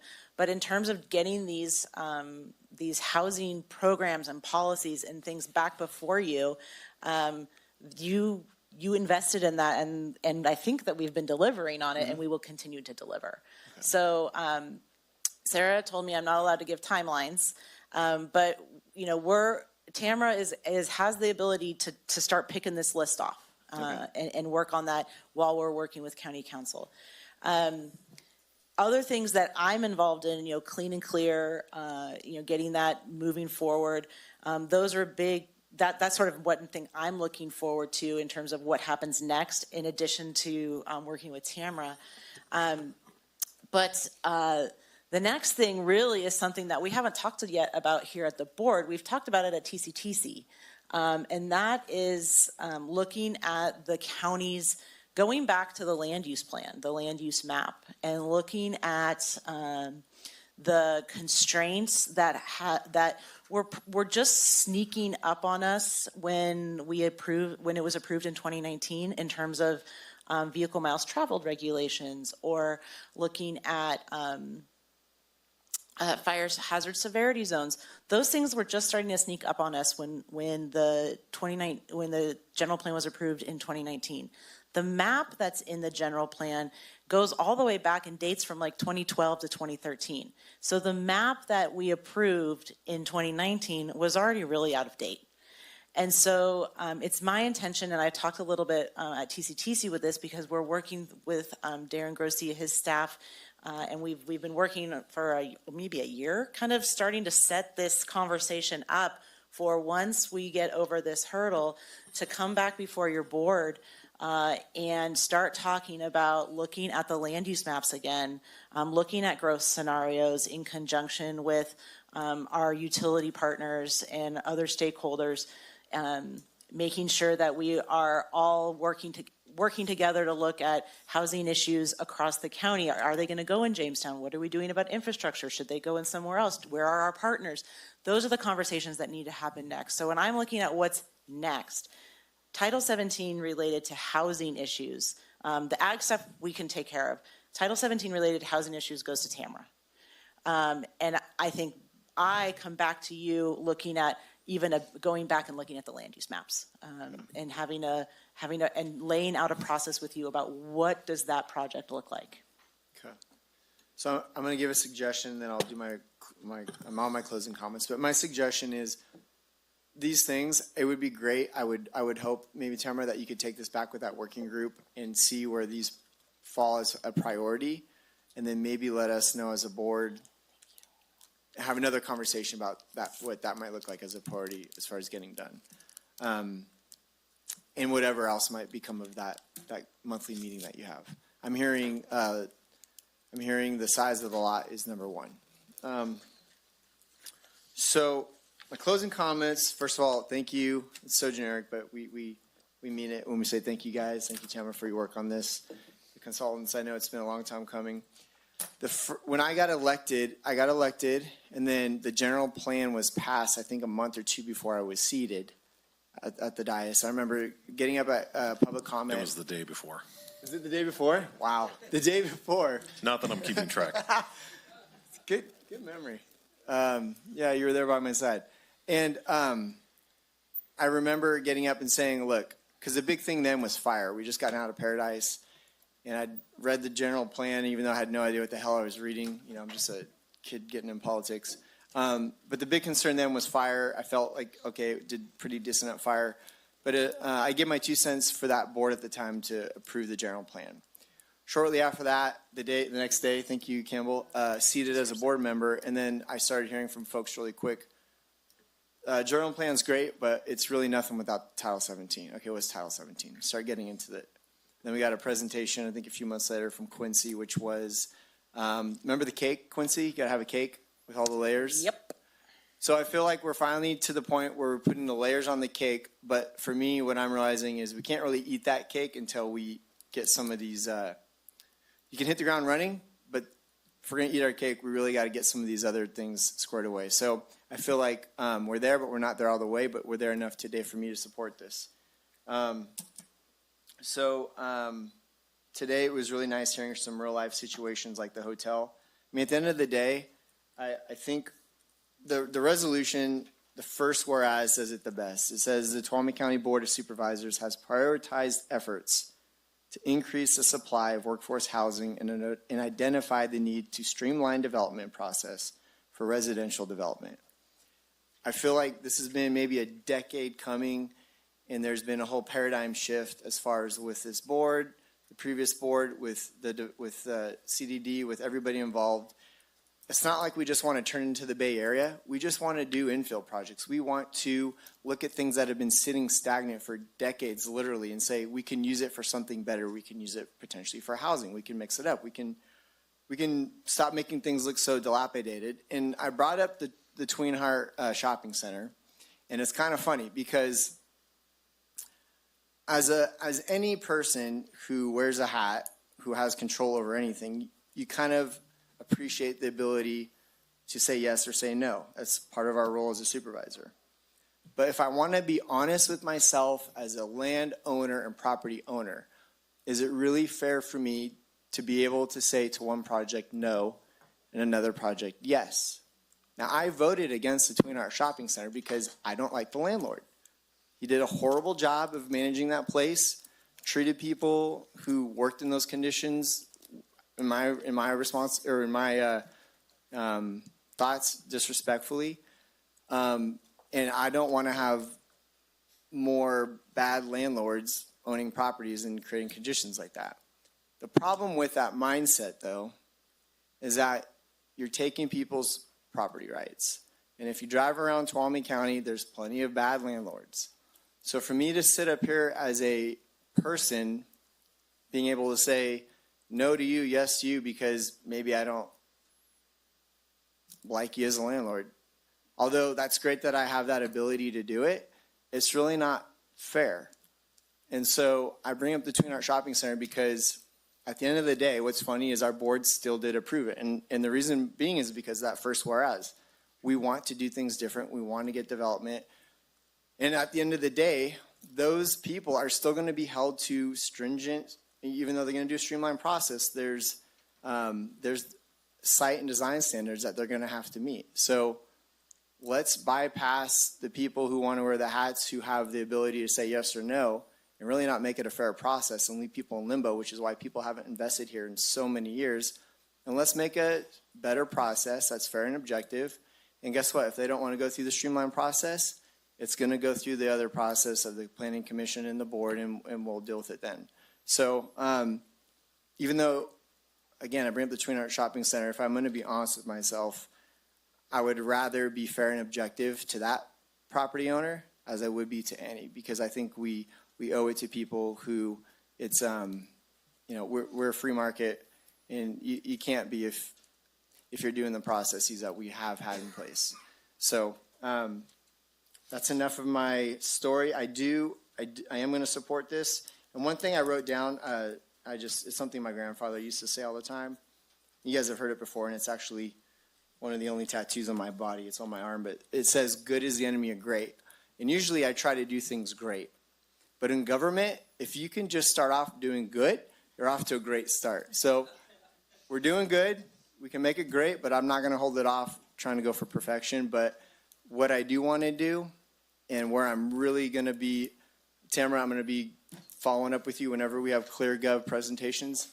These things have to be, they have to be followed up on, because I know the general plan is a much bigger document. I think it's only been before us maybe once, maybe twice in the 5 years I've been here. And I remember everybody in the audience who was screaming about, well, we'll have opportunities to revisit when things need changed.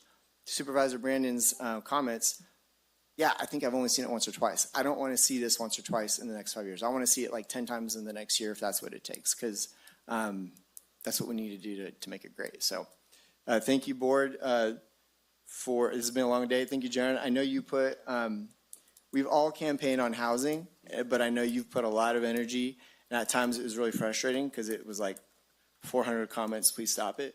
But I think we all want the best for our community. We want to look at all these rocks and unturn them and make it a good document. So I'm committed to that process with you and make it a good thing for our community. It means a lot to me. Thank you. Yep. Supervisor Hack, do you have anything further? Or? Not too much. I neglected to say some things that I'd like to say now. I really do appreciate all the staff work that's been done over all the time that I've been on this board that I know of. We've been working on this, and I know you've been working before that also. And to Tamara and her, I don't know what you call your team that you've been working with. Is it a development team or? Development Process Work Group. I appreciate you being here to be able to work with them. I appreciate them being able to work with you. It has cut through a lot of the crap and brought us today where we are, and I do appreciate that. It's helped us with our process here making decisions on the board. And I want to note something that Robbie Bergstrom said. It's something aligned to what you just said, Supervisor Kirk, but I really resonated with it. And in your comments, you also said something similar. But Robbie said, perfect should not be the enemy of the good. We're not perfect here, we know it. And I do hope that I had asked you for an outline of the process to make sure this comes back to the board. I'm sure you're going to give that to us, maybe not with an exact timeline, because that would make Sarah very nervous. But we'll have that in place, and I'm ready to move forward with this and actually make a motion if the rest of the board is ready for that. Did you have final comments? Or? Yeah, and they're very short. I wanted to agree, and thank you, Supervisor Kirk. I agree with your comments as well in particular. I think bringing this back and what was suggested to the Building Developer Council, that to me is a good process to bring it forward. It may not be all of the items are fully developed and ready, but the idea of allowing that group of experts with the community and staff to be able to prioritize some of these and bring back a recommendation, at least getting an update when it meets in the 3 to 6 month period, that to me is very helpful to know that these things are still kind of being discussed, and I know where those ended up. All I wanted to say is that, yeah, this is probably, for all of us, this is the most substantial, longest, most process, I don't even have words for it. The most meetings, the most pages, potentially one of the most impactful things we've been working on. So, good riddance. No, it's coming back. Oh, it's coming back. It's coming back. That's right. But it's kind of special, and I just wanted to, I know you got final comments on it too. I wanted to say to the board, thank you. I know this is a long meeting, but I thought this was run very well.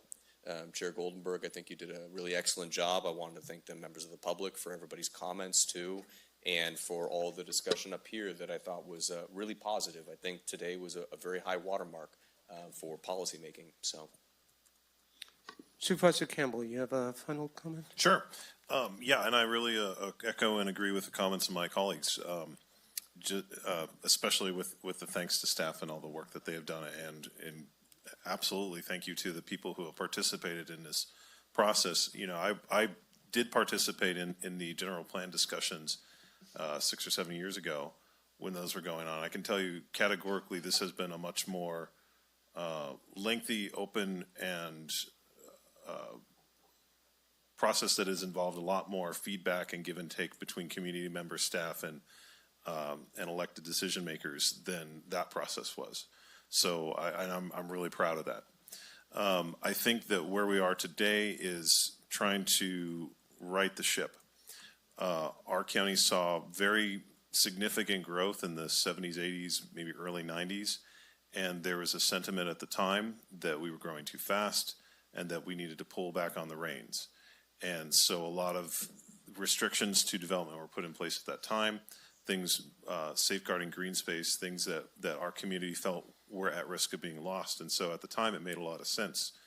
But what we didn't realize is that that era of rapid expansion and development in our community came to an end really quickly in the early 2000s. And then we kind of failed to adjust to that. We sort of continued on the path that we weren't going to have any, that we needed to protect our community from, I'll just be honest, poorly planned development projects that did take place in the decades in the past that shifted a lot of the responsibility onto the public and the taxpayers to fix some of these issues about communities built with one road in, one road out, things that we're still to this day dealing with the negative effects of those decisions that were made back then.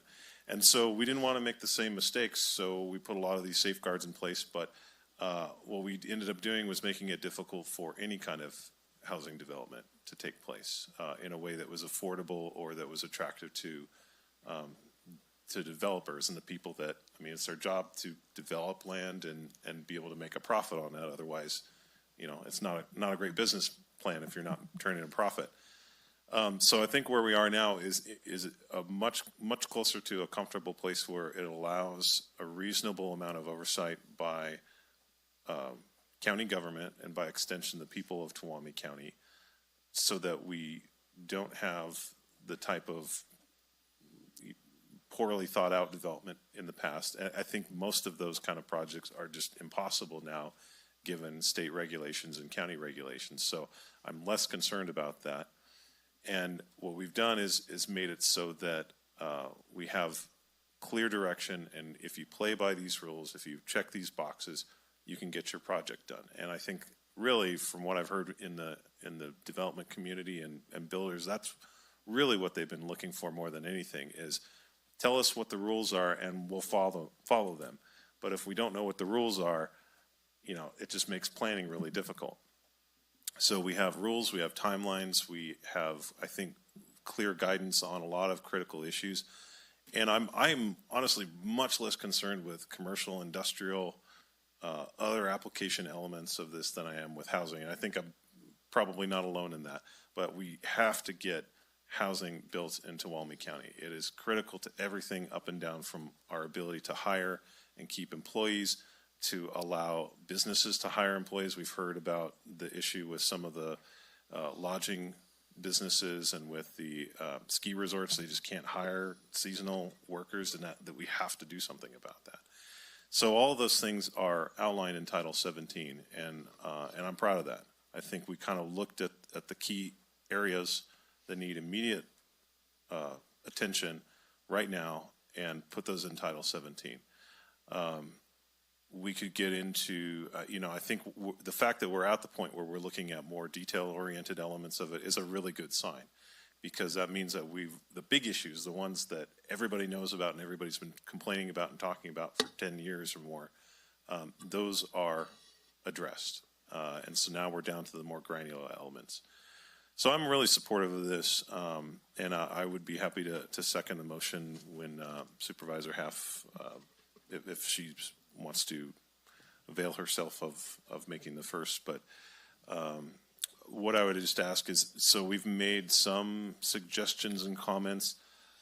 Does that need to be incorporated in Title 17 and come back? How complex does it need to be to address some of the discussion that we've had here today? So, excuse me. So I do have changes to Business Park that I could put up on the screen if you'd want me to do that. And what I did was looked,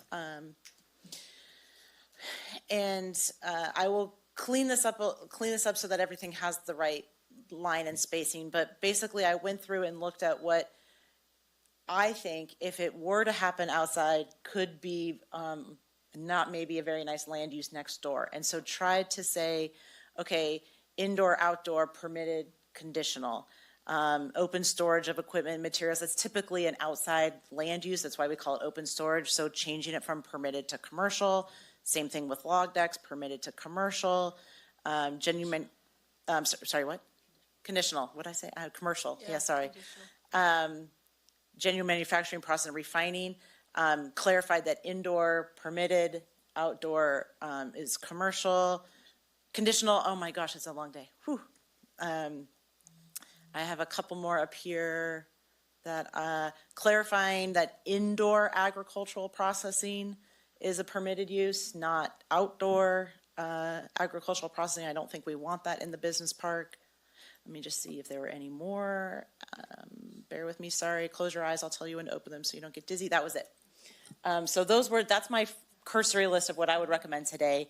And, the suggestions about, again, looking at the purpose statements and those things could be a larger discussion at some point, but this might handle the most acute issues. So what we're approving potentially today, can developers take that to the bank and then start looking at it, or what are the future steps before we can start rolling this thing out and getting people to work? Sure. So the county will file a notice of determination. That's the final CEQA environmental document.